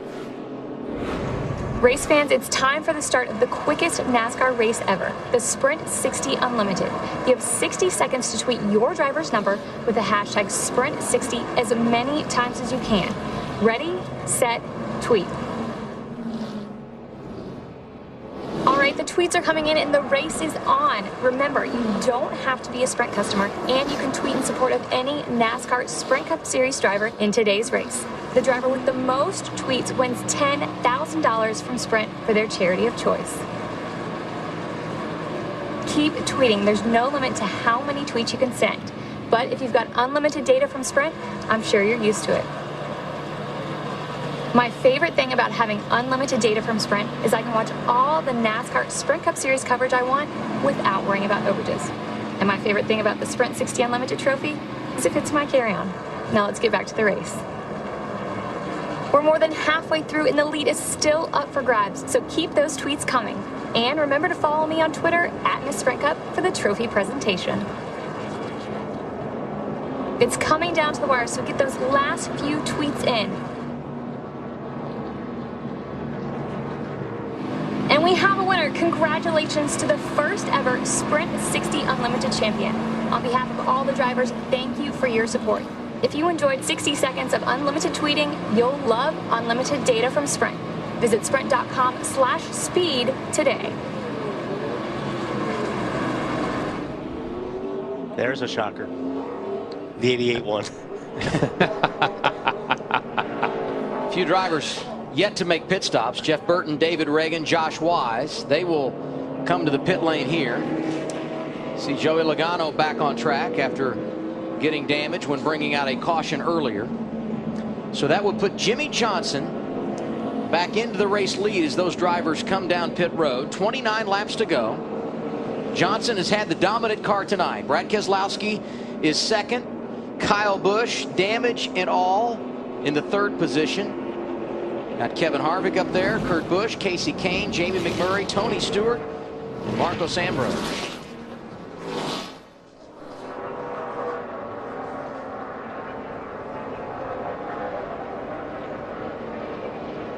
This is our fourth caution of the night. Overall, though, for a race at Daytona, it's been fairly clean. But right now, we're getting to the time where everybody's taking their patience pants off. Yeah, well, we saw this in the 500. You know, these guys run and they just kind of bided their time. And then we got down to those last 30, 40, 50 miles of the race, and then the racing begun. And I think that's kind of the way it's going to be here. You know, we're down within that. We're down within these last few laps where now these guys know what they've got. They've made their adjustments. They know what they've got tire-wise. They know what they have fuel-wise. And now we're going to see guys put themselves in position to make that challenge in the last 5 or 10 laps of the race. Hey guys, a few drivers I'm going to watch closely at the drop of this green flag with 28 laps to go. Dale Earnhardt Jr. in the 88, Matt Kenseth in the 20, Ryan Newman in the 39. They elected to go with 4 tires, and they're starting outside the top 15. But guys, you've heard me say it. This is one of those classic cases. You better reach up there and pull those belts tight one more time. Getting down to it, Larry, without question. It'll be 28 laps remaining when we get the green flag. Jimmie Johnson, Brad Keselowski sharing the front row on the restart.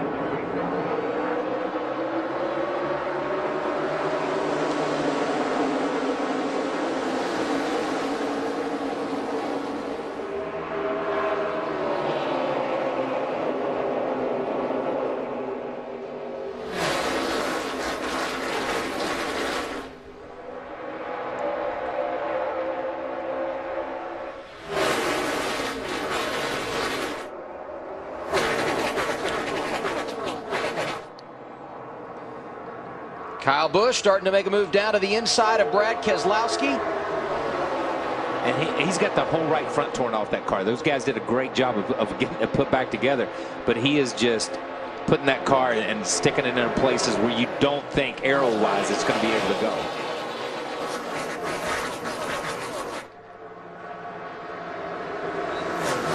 That's Harvick and Kane side by side for second. You got to believe Jimmy Johnson would love to hook up with his teammate here. I don't think Jimmy Johnson's going to need to hook up with anybody the way that car's been looking so far. Jimmy moves to the top. Back in the pack. You saw Jimmy see him get a little bit of a run there. He come off the bottom and goes up to the top of the racetrack to kind of get the momentum from those guys, so they'll push him out farther ahead. There's a lot more shoving going on right now. This a look from the bumper of Kevin Harvick. Tony Stewart outside of him. Kyle Busch right behind. Brad Keselowski trying to gain some ground. And there's Danica Patrick in the outside lane.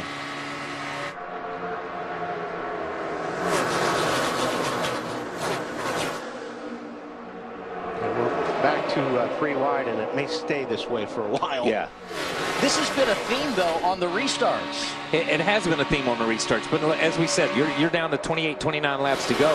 You've got to get your car and get it up there and establish your ground and establish your position and not let anybody take it away from you, so that you do have that opportunity to make a move on those last 3 or 4 laps.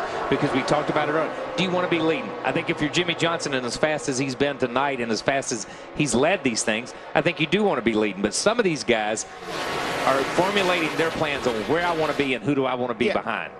But you don't want to be in the middle either. I mean, because this is the time of the race when you get down when the wrecks start happening. So this is the time to be up front to try to stay in front of the wreck.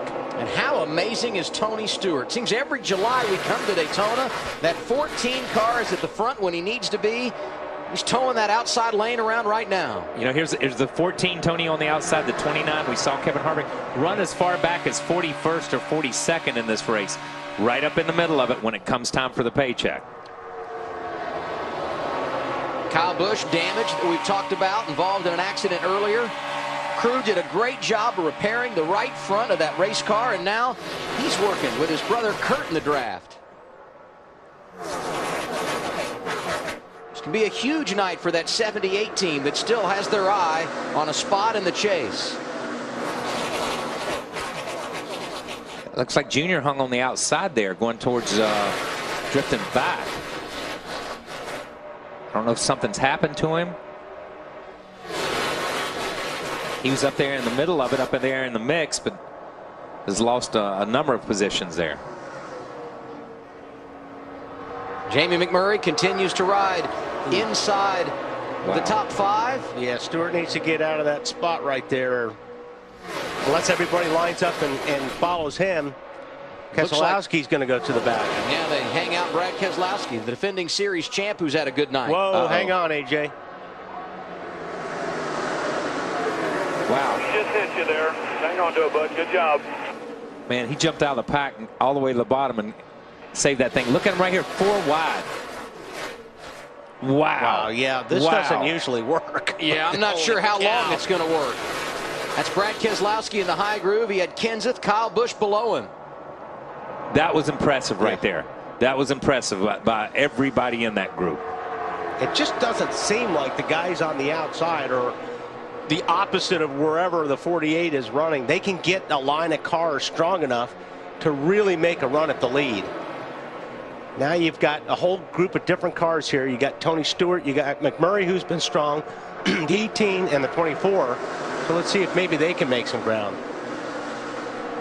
Tell you, Marcos Ambrose has done a nice job hanging at the front all night long. I mentioned earlier that Montoya was running good, and if he could get a win at a place like this, perhaps be thinking chase, because Watkins Glen is still on the schedule for these road course guys.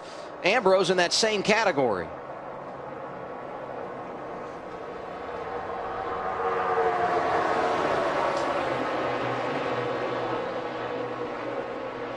Ricky Stenhouse Jr. in that lead draft. Rookie of the Year contender, trying to get his first top 10 finish of the season. See Casey Kane, you see or Casey Mears right there behind Danica. Those two cars, he and Danica both, have done a good job. They got hung on the outside.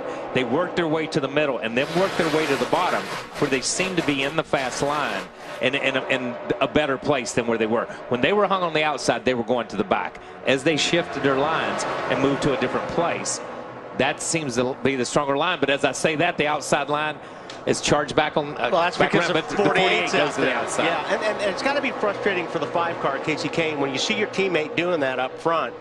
You know, instead of dropping down in front of you, which is normally what you would do with your teammate, he went up there and took 3 or 4 cars with him and stuck Casey Kane back in 4th spot. And basically when he does that, he confuses the pack, because it mixes up the pack again. Just as the pack's getting ready to organize and you're getting ready to have a 2x2 breakaway, Jimmy changes lanes and mixes up everything. Harvick second, Stewart third. They're going to be teammates next year. Yeah, you know working where good together tonight. Yeah, you know those two guys are going to gang up on the 48 if they possibly can.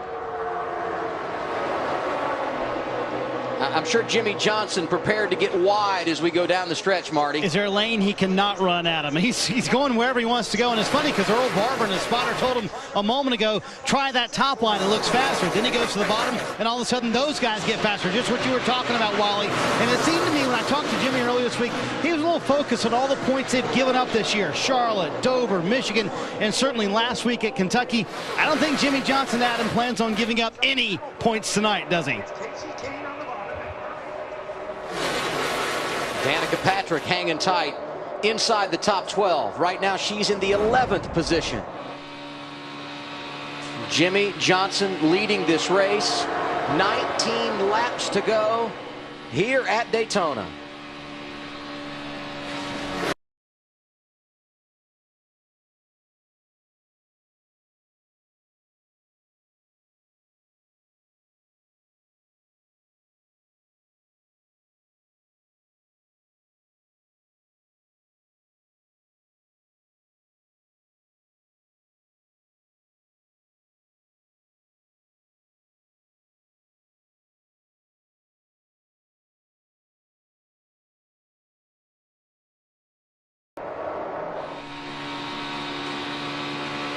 Jimmy Johnson has led 74 laps tonight.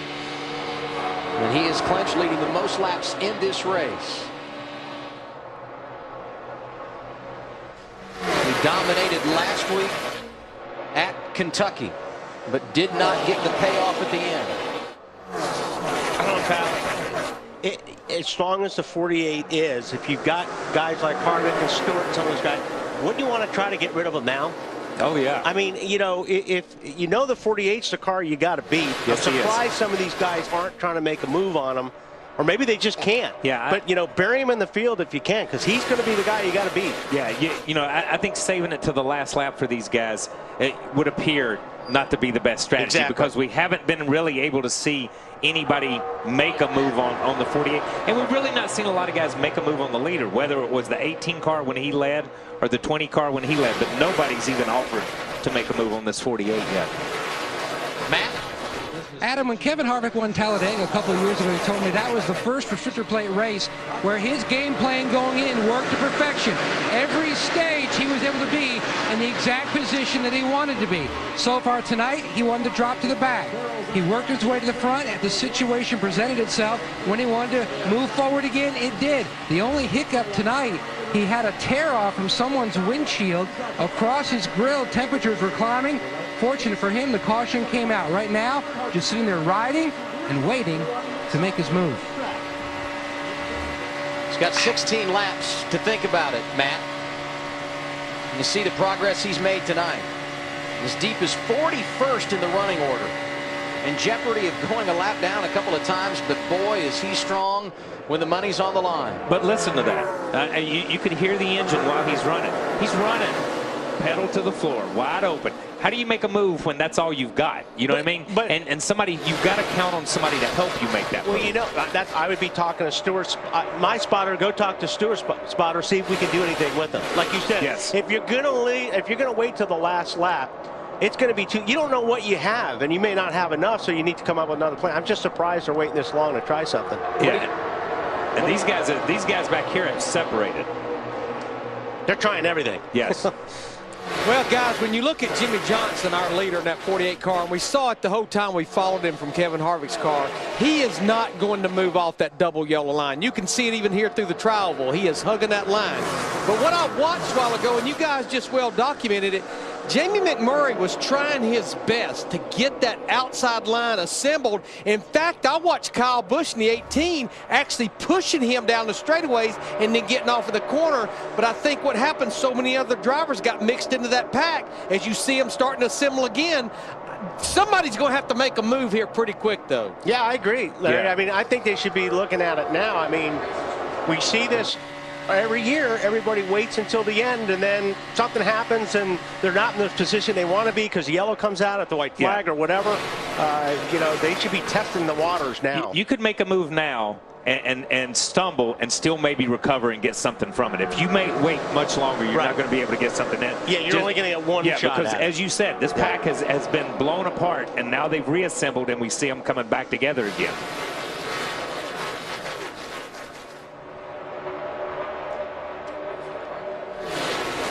You know, right here at the back of this pack is that's you know, Dale Jr. has run back down. We mentioned earlier how Jr. got caught on the outside and something happened. He'd gone back to the back. He's worked his way back up here, and right there he is behind Casey Mears, right behind Danica. Want to join us live at Daytona next year? Head to mcr.com/Coke0400 for the chance to win a trip for two to the 2014 Coke Zero 400 and a new 2014 Chevy Camaro 2SL.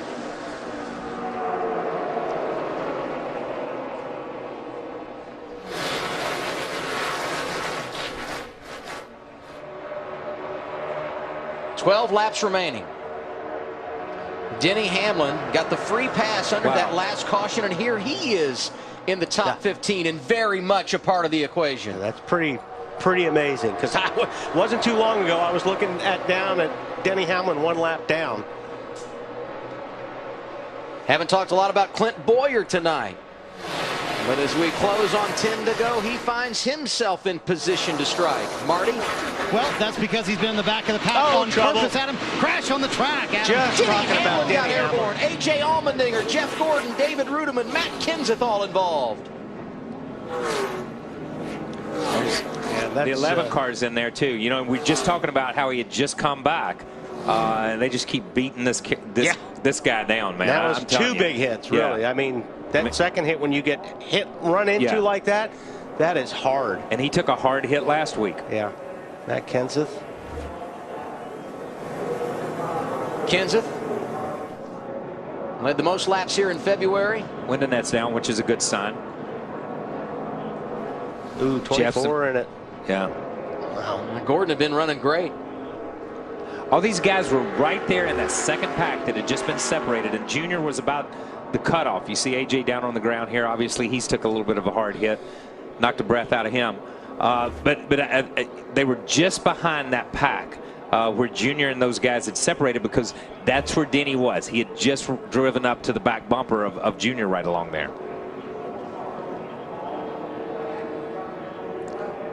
Sometimes TV just doesn't do the justice of how hard these cars are hitting the wall. You know, we've talked about how great the improvements on the walls and things have been, but guys are still going 200 miles per hour when they're, knocking the walls down. Yeah, there's no such thing as a soft wall, even though that's what we call them, and that's what we talk about them as. They soften the blow, but there is no such thing as a soft wall.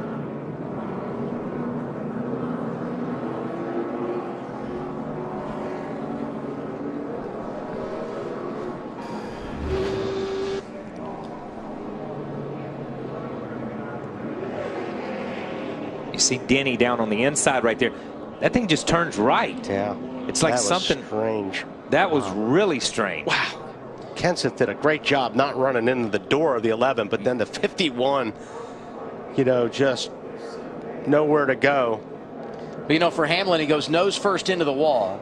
Very similar to how he hit the wall in California when he suffered that compression fraction. Yeah, but different angle. But watch this right here. Here he is. The two car, there's spacing behind him. The two cars behind him. He goes there. Wow. I don't know if the two car got into the back of him and sent him to the inside and he overcorrected. You know, it almost looked like Kyle, the car in front of him slowed down. Good point. And he turned to the left, and that's when it spun him around. But then, and then obviously everybody's trying to avoid him. Yeah. Yeah, watch Bowyer. You get the 11. Looks like these guys get, he just dove down. Wow. And then corrected maybe. Yeah, that's really a strange act. Man, Matt did a good job not hitting that car, but then he got clobbered. See Blaney in that. And Blaney had a good run. Those guys had run in the top 10 or 15 a lot tonight in that 7 car. Yeah.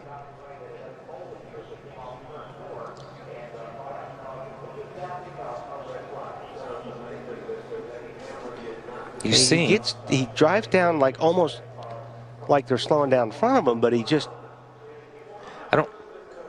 When he got over there, but you see he didn't have the tires really cut one way or the other. You know what I mean? It's not like he's got a lot of left turn in it or a lot of right turn in it when you look at that left front tire. One thing, Kyle, possibly, when he drove down underneath that yellow line, he tried getting back up above the yellow line because he didn't want to be on the apron and going through the tri-oval with the banking being different. I'm sure we'll talk to him and hear what happened. Yeah, it'll be interesting to hear what happened and what he has to say. Yeah, the 51 just wow, no place to go. Neither did Blaney. Sparks flying everywhere. Yeah, they were Denny was very fortunate right there to be backing in at the right angle. AJ hitting him the way he hit him, and you watch AJ hit the 11 car and pick it up in the back. If that'd been in the door, that's pretty horrific. This hit or that hit. Yeah. I mean, watch the 20 car here. This is hard right here. It's a lot harder than it looks. And you see Denny's car. If we just stay watching Denny's car gets up next to the wall, and then it opens up to the driver's door. That's the scariest, most vulnerable part right there. And there's AJ, and there's no place for those guys to go. And you see the 11 car get up in the air.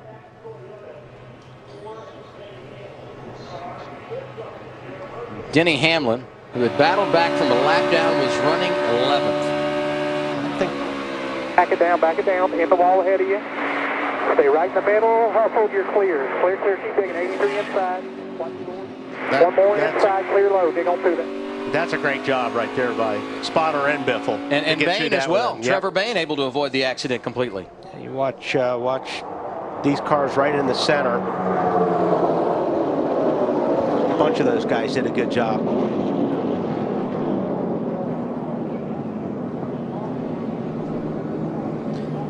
So our 5th caution of the night has now led to a red flag. 2nd consecutive week the Sprint Cup Series has gone under red. Last week at Kentucky, Brad Keselowski and Greg Biffle among those involved in a hard hit.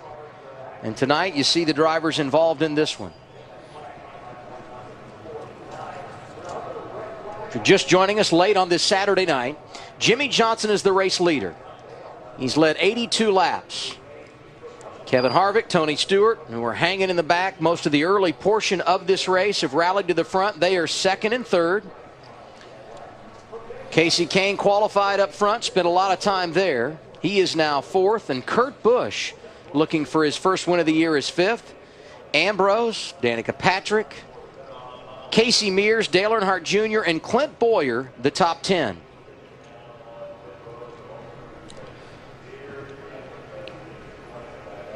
Good to have a little mental reset with 10 laps to go.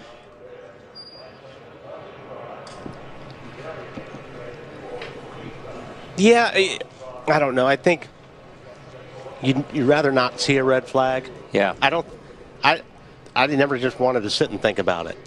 A red flag. Yeah. You get in a mode and all of a sudden you've got to turn it off for a little bit. Yeah. And they were in a rhythm. Yeah. I mean, Jimmy was in a rhythm on what he was doing. You go back and you look at Harvick and you look at Stewart and you look at Kane. They were formulating where they wanted to be, what they wanted to do, what they wanted to happen. So I think when you look at it, this kind of stops that planning, and now you've got to regroup. We're back to what what was said earlier, what Tony said earlier. Now you have to call an audible. And these guys, now they've got to regroup. Sir? Well, it looks like you've got a pretty strong car. That 48 has looked like it's been the strongest car. When do you think you'll give it a try and see if you guys got something for them? I know you and Stewart work real well. You guys have been hanging out in the back, and now you've got yourself in a good spot. What do you think you're going to need here? First thing we have to do is, get a good restart, and then I think you try to take the first available opportunity. But it's all going to come down to the restart and how everything shuffles out to see where our Budweiser Chevy, the strategy that we take from there. So we'll see how that lines out and make a game plan from there. Compared to the Daytona 500, these cars look like they're a lot better to drive and a lot better to race. Would you say that? I mean, it looks like you guys are, being able to run 2 abreast, even 3 wide sometimes, where it looked like the Daytona 500, they're much more of a handful. I think everybody's had some time to get a better game plan and really work on the handling of the cars. And, I think obviously everybody's a little more tentative at the beginning of the year. And for us, we didn't make it very far in the first 2 races of the Speedway races this year. So hopefully we can finish this one off, but my car's driving good. Hopefully it stays that way. Thanks for talking, Kevin. Good luck. Thank you, guys.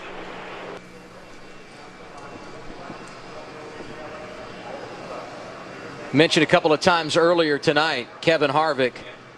The downfall Achilles heel of this team in 2013 has been the restrictor plate races. He's in position to capitalize here this evening, trying to get his 3rd win of the year. Larry? Well, what I see here is we have roughly 30 drivers that are on the lead lap that does not have damage. And every one of them, I think, truly believes I can get up there and win that race. I guess the moral of my story, I think the winner of the race is going to come from somebody in that pack of cars right there, because that's all the drivers pretty much on the lead lap, and every one of them believes, give me a shot, I can win this thing. Well, they're going to have to get by Jimmy Johnson if they're going to be able to do it without question, because he's been so good here tonight. Did Larry just circle the whole field? I think he did. I think he did. Let's hear from Chad Knaus, the man calling the shots for the 5-time champion. Chris? Yeah, it's really been the strongest car all night. They're trying to be the first car driver to win in over 30 years. The 500 and also the July race. You guys have had a car that works on the top and the bottom. Are you worried about any of these cars behind you? Yeah, every single one of them, to be honest with you. But we're real fortunate. We've had a great race car all weekend long, and really happy. We qualified much better than what we thought we were. We really worked on the race setup, and it's definitely paying dividends for us tonight.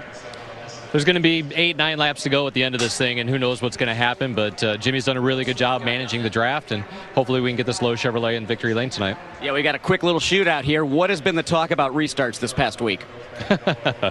We obviously, it's a big focus of ours right now. We're trying to dissect and understand what's been going on. We've had a couple of problems on some restarts, but I know that we've got one of the best race car drivers and definitely the best team out there. So all we got to do is get to work and put our minds to it, and we'll conquer it.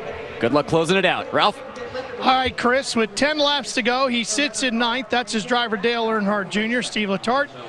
What are you thinking? What's your battle strategy? Well, my strategy is basically done. You're going to stay out from here. Fuel's good, tires are good. We got the freshest tires of all the leaders. I don't really know if that's going to help much, but Dale's done a good job. He's taking care of the car all night. It's had good speed at times. We've been shuffled out a few times and had to restart from the back, so you never know how these things are going to finish. Hopefully you pick the right lane and get the right help and come out the other end.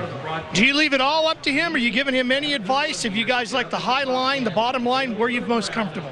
Well, I'd give him advice if I saw something or some sort of direction, but earlier in the race, the top rolled, there at the end, the bottom rolled.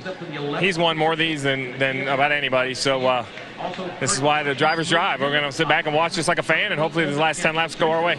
Pressure's in the cockpit, Matt. Tony Stewart chasing history tonight here in the Midsummer Classic. And Steve Addington, could this line up any better for you when we go back to green your man, row 2 inside? Only way, if we were leading it, maybe that would be the only best scenario other than what we got right here. So got the best in the business right there at these places. Sitting in that seat, I think you get after it and try to win this thing. As he said, which lane his car has seemed to work the best tonight, or has it been pretty much a wash? It's been pretty much a wash. At the beginning of the race, you're just kind of feeling it out, and he was taking care of the car. And right now, it looked like the bottom was the place to be there for that last run. So it felt like the car's good, and we'll see what we got. not only a special race to smoke, but also sponsor Bass Pro Shop. Johnny Morris, the owner, he always picks this race to come because this man usually does well. Yeah, Tony Stewart, nothing short of automatic when it comes to this race. The red flag has been lifted. We're back under caution. Denny Hamlin, A.J. Allmendinger, both have been released from the care center. That is good news. Both were ailing when they climbed from the race cars, without a doubt. 10 laps to go. So let's look back at what's happened in the first 150 of tonight's Coke Zero 400. Lap 98, Martin Truex Jr., Denny Hamlin, Juan Pablo Montoya, Kyle Busch, all involved in a crash coming down toward the start-finish line. Then at lap 128, had another issue. David Stremme into the wall. A number of drivers, no place to go, received damage. See Allmendinger spinning out. Eric Almirola got a piece of the action. Greg Biffle and Ambrose. And then at lap 149, Denny Hamlin out of line, nose first into the outside wall. Kenseth goes to miss him. Hamlin got airborne. Allmendinger, Blaney got damage, and all 14 cars have been involved in the accidents here today.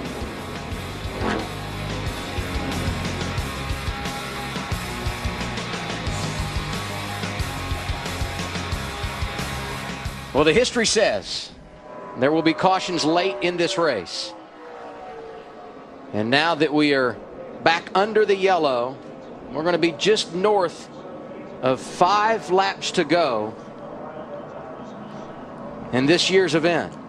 And Chris talked to Chad Knaus about restarts, and that's something everybody going to be thinking about when we go back green. Go back to Dover. This is where it all started really for him, Kyle. Yeah, and I think he just rolled on the 42 perfectly. It couldn't have been a worse situation for Jimmy. He hit it perfect, and the 42 didn't go, and that made it look worse than it was. Here at Michigan, he took off, and then he had to give it back, which is what NASCAR had said. Then last week, we got into a thing at Kentucky, and Jimmy just had bad restarts all day long. And I think when they got back, it was reported this week that they had some transmission issues on all the Hendrick cars, and they just could not get their restart stuff going. But it really appears to be, has been an Achilles heel for them this year. Out of all the races, 3 or 4 times they've got beaten late on restarts, and has totally changed the outcome of their day. So you're looking at just looking at where Johnson's going to go here. I'd almost want to split up Harvick and Stewart if I were him. Well, you got Casey Kane sitting in 4th spot. Yeah. And it looks like Harvick on the inside of Johnson here. So Johnson going to choose that outside lane to do exactly what you just said, Wally, and that's hook up with his teammate Casey Kane. But on the other side, it gives Harvick and Stewart the opportunity to work together as well. But that's the right move to make. I mean, instead, rather than split those guys up, it's good to have a friend in the mirror right now. And I don't think Jimmy's going to have any issues on these restarts here. I think in the past there's been some questions, and Jimmy's had some questions, and everybody has. But, I mean, so far down here, he's been spot on all day long. Aerial coverage tonight provided by Goodyear, proudly supporting our military for 100 years. Show your support for our troops at Goodyear.com. Goodyear, the official tire of NASCAR. Going to be 7 laps to go in regulation when the green flag goes back in the air.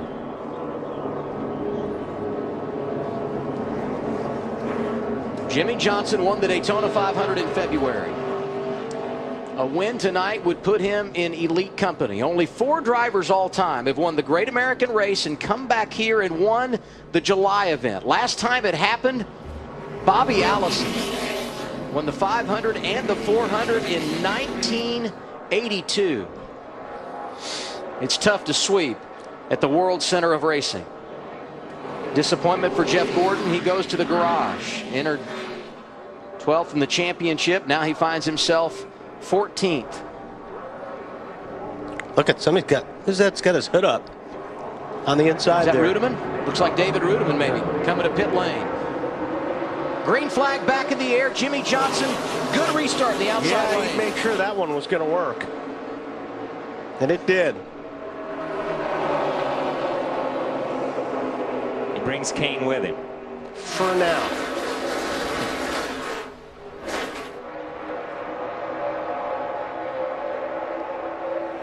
Stewart tucked right up behind Harvick and now loses some ground as Ambrose works to the outside. See, that's certainly not what Harvick and Stewart wanted to see, was both those guys get hooked up and then get to the bottom of the racetrack. Yes. And we've not talked a lot about Ambrose tonight, but he has been right there in the top 6 or 7 for the last 30 or 40 laps. And you see that outside lane. Now's the time when we're going to see them start to lean on each other, or start to bump each other a little bit, maybe, because it's time to go. Ambrose looking for his first win on an oval in Sprint Cup competition. 6 laps remaining. I really think if the 29 and the 14 can get clear, they're going to want to get to the high line, because if not, they're trapped down there. There's not a whole lot they're going to be able to do between now and the end of the race. With them just running door to door with Ambrose and the guys and Clint Boyer right beside of him, you know, there's nothing. There's nowhere. They're boxed in. You've got the yellow line to the inside, the out of bounds. And here goes Jimmy to the outside. I cannot believe that opens Harvick up that leaves inside. Yeah, I can't believe it did that. And just left his teammate like that. Well, you must think you've got a strong car if you can do that. And here's his teammate to the front. Casey Kane making that inside groove work. Ambrose trying to push Johnson back out front. Wow. See, who would have? Yeah, I don't certainly know. don't understand that move. But this is where you try to get rid of Jimmy Johnson as far as.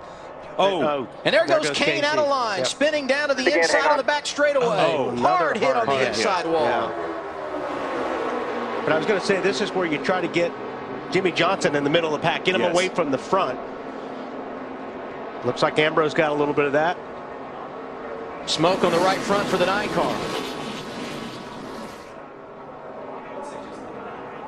29, 48, 9, 29, 15, 14, 1.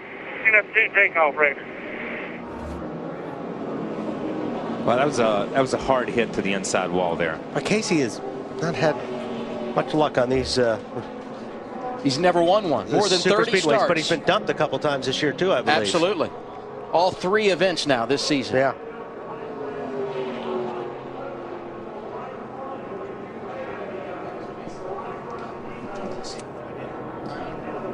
Hey, guys, I think this caution to the expense of his teammate was a gift to Jimmy Johnson. I'm like you guys.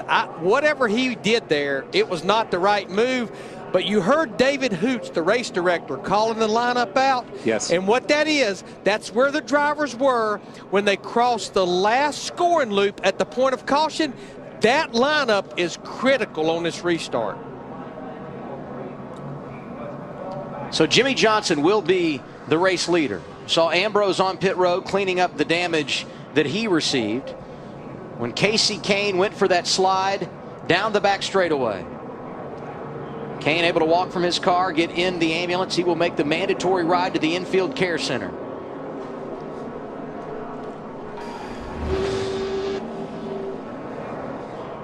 Here they are off of turn 2. Wow. Yeah, he just got body slammed to the inside. I don't know what exactly happened to Ambrose, but Ambrose just changed lanes suddenly and just body slammed him. And I don't know if Ambrose run up on the 48. I think he was going to the middle. And he seems to be headed there, and he sees the 48 come over and tries to. Yeah. Or, the 48 got tapped. Yeah, the 48 kind of forces him over and forces him right into the side of Casey and just body slams him. And this is, you see the wall kind of absorb some of that energy in the front of this. And still look at the car. Yeah, front of this Gen 6. Take it, and that's I think we both hit plus. back there when it wasn't there, and that's a tough. Yeah, but that's a tribute to this Gen 6 car too. Anxious moment for Kevin Harvick.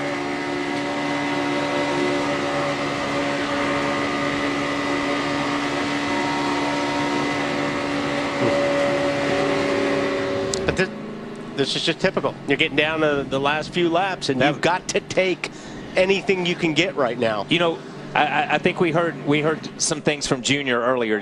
People say Junior has to be more aggressive, or Junior was going to be more. That's just being aggressive late in the race right there. Yep. Let's go to Chris. Well, Jeff Gordon's brought the 24 to the garage. Obviously, not going to be able to get this car back out on track. Boy, you just got kind of caught up in there with everything with the 11 and the 20. Yeah, you know, we lost some track position there. We had a really strong car, really good handling Axalta Chevrolet tonight, so I was happy about that. Great to have Finish Master and the 50 years that Axalta's been with them on board tonight, too. You know, we're just sitting there kind of riding along, hoping that outside lane, I can't say we're riding, it was pretty aggressive, but just nowhere to go, and just riding that outside lane, hoping that it'd start to make progress.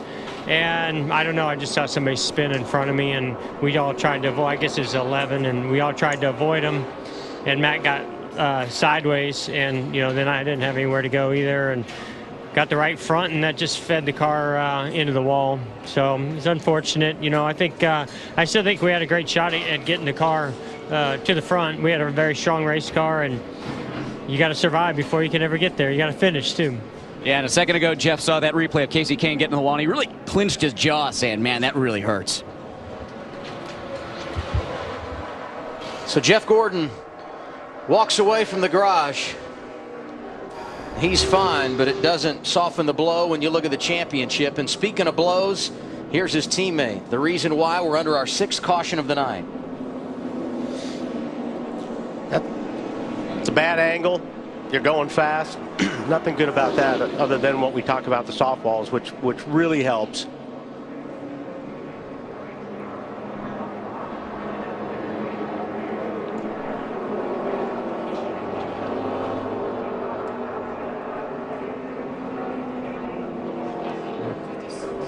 It doesn't get any better. No angle. You show it doesn't get much better. So this would put us in a green-white checkered, I presume. It will, yep.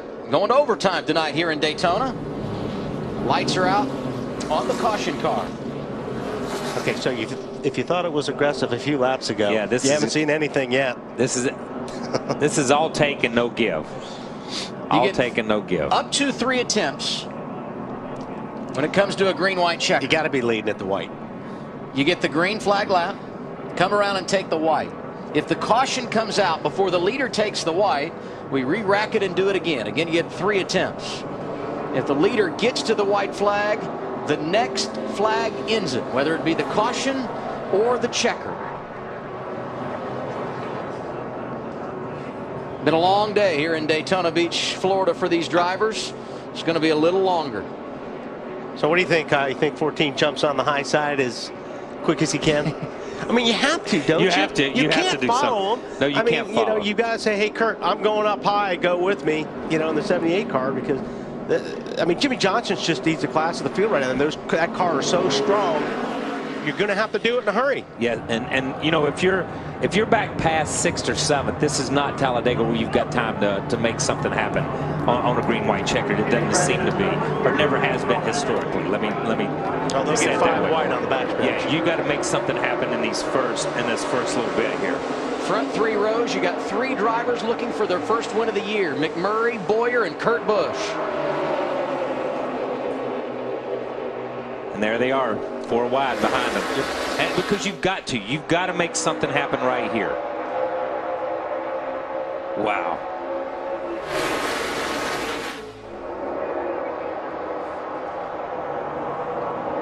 Starting to make it happen there, shuffling down the back straightaway. Jimmy Johnson once again able to gain the top spot. Strong. Man, that is strong. That's a power move by that 48. And nobody can do anything. You know, it's easy to say, well, you got to do this and jump on the outside of them. You can't get to him. No, that was a power move. He just powered away from the pack as they come down through there. You got to get wide. White flag is out. Next flag will decide it. Wow. Tony Stewart feeling good, and how about Kurt Busch in that outside lane with help from David Gilliland? Oh, here we go. We got trouble. Then it's there over. we go. That's it. Like I said, you lead at the white. That's it. You're good to go. But they may race to the finish. They're going to let them race back here. That happened over in turn 2, so they got plenty of room. All right, let them race, boys. Hopefully they're cleared when they get back down there. Tony Stewart won this race last year. He's won it 4 29, times. shoving the 14. I don't know if it's going to be enough, but Through turns 3 and 4 for the final time. Off the corner, here comes Jimmie Johnson. He's dominated the race. Now he can see the finish line. That's Busch in the outside lane, not making a move. Oh, trouble behind him. Danica. Danica and others. Jimmie Johnson gets the win at Daytona. Yeah, she got turned right there. That was a dominating performance by the 48 team tonight. Was. Let's see. Yeah, guys, thank you. Awesome.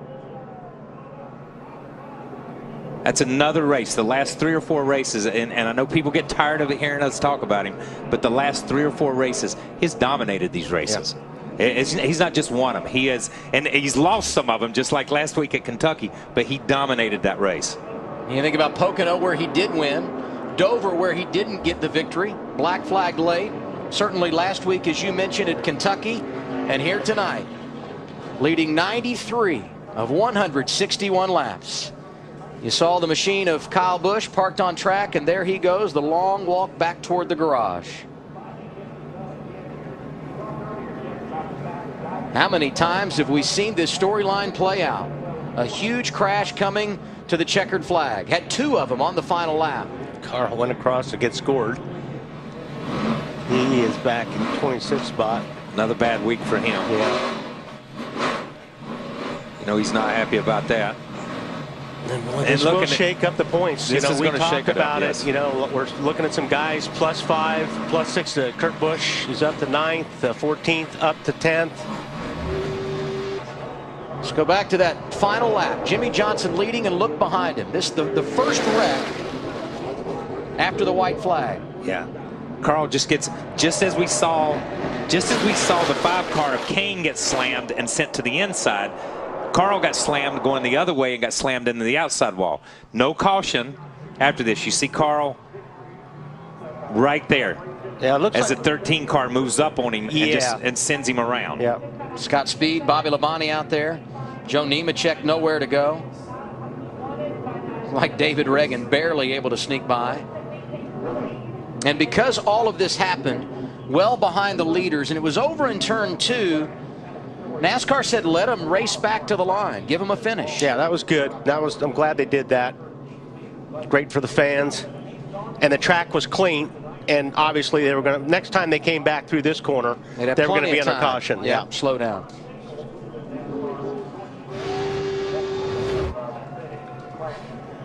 So Jimmie Johnson matches Matt Kenseth. Each driver has now won 4 times this season. And Jimmie, the first to sweep the 500 and the 400 at Daytona since 1982, when Bobby Allison was able to get both trophies. Let's hear from his teammate. Disappointing end of the night for Kasey Kahne, Chris. Yeah, Kasey Kahne just released from the infield care center. And Kasey, that was a big hit coming off turn 2, getting into that inside wall. Yeah, we were, you know, Jimmie moved up to block the outside row coming, and so I had kind of at that point I had the lead. I'd followed Jimmie a lot throughout the race and felt really good with our InterCars.com Chevrolet. Next thing I know, I got slammed and shot left. So it was the end of our night. I mean, it's kind of how these races go. You don't have a lot of control over some of the things that happen here, and luckily, I'm happy our car was fast and we put a good showing out. We ran up front the whole race. Good to see you're okay. Kasey Kahne entered number 1 in the wild card chase. He's now number 2 in that position, 12th overall in the championship. Martin Truex Jr. with a win at Sonoma, 11 in the title chase, number 1 when it comes to the wild card. So we've looked at wreck 1 on the final lap. Now here they are coming off a turn 4. Yeah, you see Kurt Busch go to the high side. He's got Earnhardt, Patrick, and Danica gets just tangled up with the 38 car. Yeah.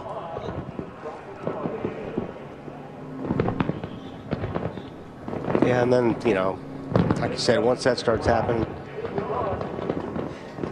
Ryan Newman nowhere to go. You see the damage for Jeff Burton. J.J. Yaley involved in an accident. Yeah, it's just, I can't tell what happened. You know, David Gilliland was right there in the middle, like there's nowhere he could really go. But man, Kyle Busch took a hard hit up into the 13 car. Newman gets clobbered by Burton. Yeah, And at that point in time, Danica gets turned down across the racetrack, and as she's coming down, she clips a car. You see her come down across the racetrack right here, across the hood of Ricky Stenhouse, turn the 18, watch the 18 turn right here, and go straight back up the racetrack, and you can't see it, but just pins a 13 on the wall right here. But that tough hits right there. Yeah, but that actually helped the 18 as far as, because if he didn't get into mirrors, that 18 was going to hit as hard as Casey. Yeah, and that 18 was going to hit like he hit a couple years ago when Tony and him got together and turned him into the outside wall right there. And all that. So here's the 18 down on the inside. Thinks he's clearing, and now all of a sudden you'll see right here. And it happens so fast.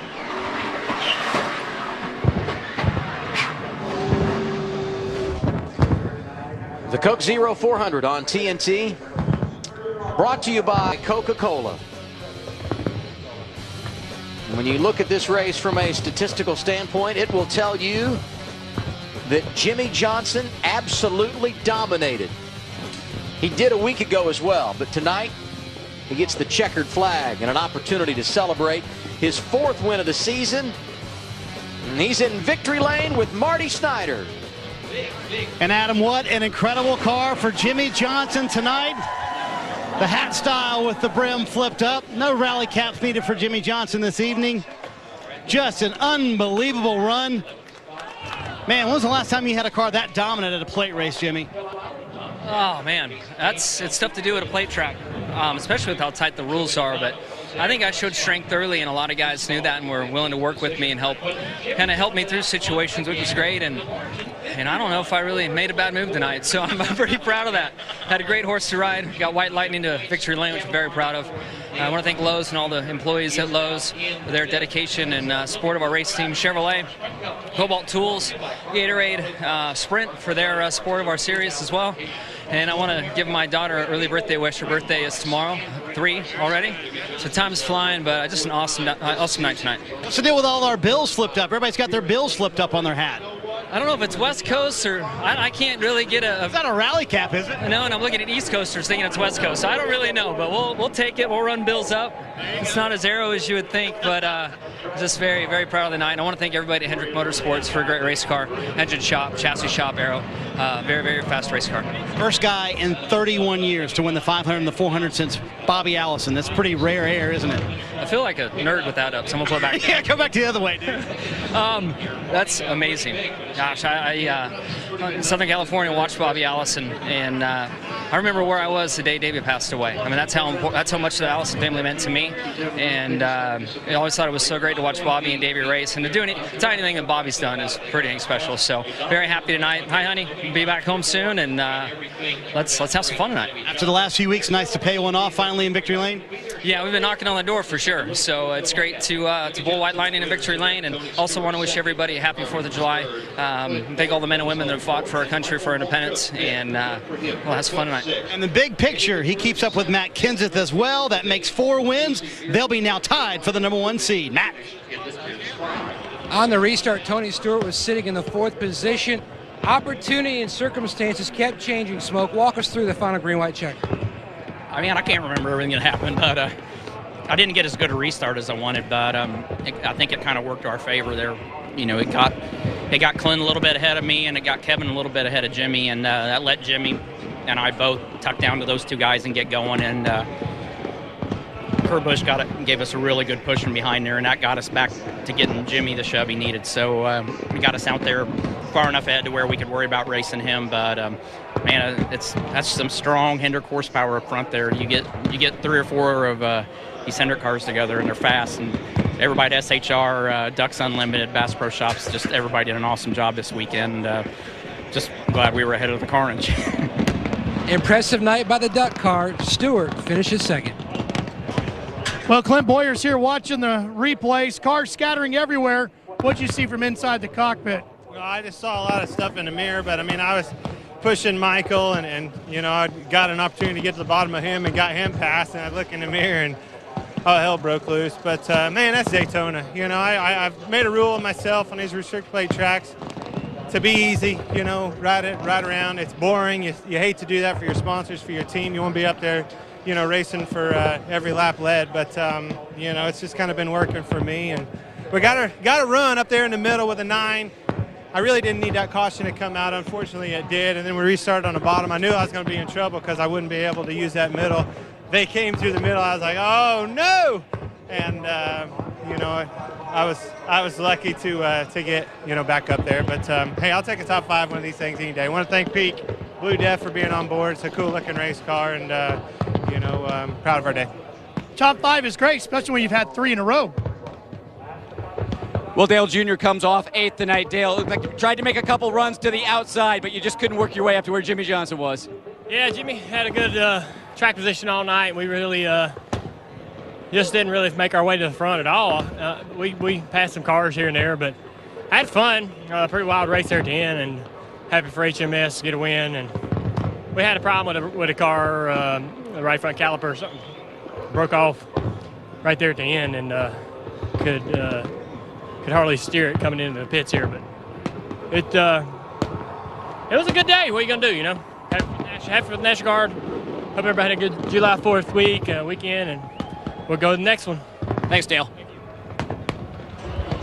And it almost worked according to game plan for Kevin Harvick. Faded to the back, worked his way to the front, and almost took the 29 car to victory lane for your last time in this machine here at Daytona. Walk me through the final lap or so. It looked like you were in the exact right position. I thought we were in a good spot. The whole thing on the restarts is just getting your line to form, but everybody on our Budweiser Chevrolet did a great job, and we were able to hold Jimmy door to door until the exit of turn 2, but both of those restarts, the 14 and the 15, and whoever was behind them just couldn't get our line formed up. And all night it seemed like the top line would form up pretty quick, and those guys were able to get going a lot quicker. All right, thank you, Kevin. Yep, thank you. And Matt, Kevin's teammate Jeff Burton involved in one of those crashes in the final lap. He and Kyle Busch both have been released from the infield care center. Here are the final results from tonight's race. How about some guys that got top 10 finishes? Casey Mears, first time he's been in the top 10 in almost 4 years. Ricky Stenhouse Jr. 11th tonight. I don't think we talked much about Newman either, but he got a good finish out of it. Yeah. Michael Waltrip in the top 5 after an issue on pit road fairly late in the race. Danica Patrick 13th. Nice follow-up to what she did here in February. And J.J. Haley 14th this evening.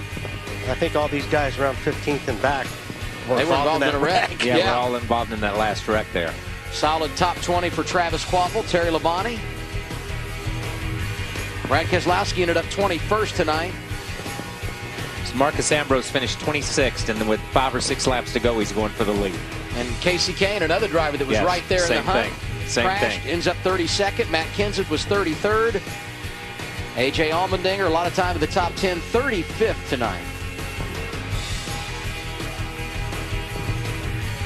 All of these drivers had problems fairly early in the race tonight. Michael Waltrip finished 5th tonight. Second straight top 5 in a plate race, Ralph. Well, Michael, I know these guys worked hard to give you a good race car, but once again, you showed your super speedway prowess, drove it up into a top 5 again. How'd you do it this time? Well, we were just really fortunate because we got in a wreck on pit road, and the team did an amazing job of fixing the car. It was dragging the ground, and they put some Packer in the front, got it off the ground. Heck, Graf, we spend months building these cars and meticulously tweaking every inch of them. They jacked me up and dropped me on a block of wood to get the nose off the ground, and we were able to drive it to 5th. Got real fortunate to start on the outside there at the end. That helped, and got a great push. I don't know where David Gillen went. We were working together, and it was over, and I just figured he was in front of me, but he wasn't. So I'm just happy for the Aaron's Dream Machine and the team because it was a really hard-deserved and well-deserved hard-working finish. Good run by Kurt Busch tonight, finishing 6th and now moving in the top 10 in points. You're going to be happy about that, Kurt. Yeah, it's awesome to have a good run like this, stay out of trouble, and post a nice top 10. These Furniture Row guys have been working hard, and we've made little mistakes here and there and everywhere, but when we start putting it together, it's now starting to bear the fruit, and we've moved our way into the top 10 in points. So it's pretty cool.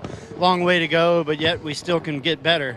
And I'm just real proud of these guys, the effort that we've put forth, and just a big thanks to Barney Visser and Furniture Row and Chevy and everybody that's on board. And we got our 3 mattress brands with Simmons, Serta, and Sealy. Got to thank Monster. They've been sticking with me. It's great. We're there. We still got more work to do. It's cool. 78 team really coming together. They'll be in victory lane soon. Without question, they have been impressive of late, and Kurt mentioned it. The team is now Jumped inside the top 10 in the Sprint Cup Series championship standings, 18 races into the year. Johnson padding his lead at the front. And as Marty pointed out, he now matches Matt Kenseth for 4 wins on the season. Clint Bowyer now second, jumping over Carl Edwards. And Tony Stewart back inside the top 10. That's big because he can get bonus points for that win he picked up at Dover a month ago. Yeah, Kurt Busch and Tony Stewart jumped like 5 and 6 spots in points in this race. Truex dropping outside the top 10. He's number 1 in the wild card. Kane drops to number 2 in the wild card chase. And how about some of the names on the outside looking in? Brad Keselowski, Jeff Gordon, Joey Logano. Big hit tonight, was 10th coming in. He's now 15th. And here, look at the drivers outside the top 20. They want to get in the top 20 and get a win. Final thoughts tonight, guys? I think it's what we expected. Typical Daytona. Typical Daytona. Good race. of July. Yeah. So next Sunday, NASCAR on TNT wraps up the Summer Series in Loudon. Coverage begins noon Eastern Time with Countdown to Green, presented by Kelley Blue Book. Followed by NASCAR Sprint Cup Series racing from New Hampshire Motor Speedway. Next on TNT, it's the Fast and the Furious. Special thanks to our production management crew. Sarah Phillips, Nancy Smith, Savannah Brotherton, Neil Ragsdale. They do a great job. And our runners who worked hard in the heat this weekend, Cam Michael, Alyssa Szymanski, Angela Lazinski, and Jim McCoy. We appreciate your hard work.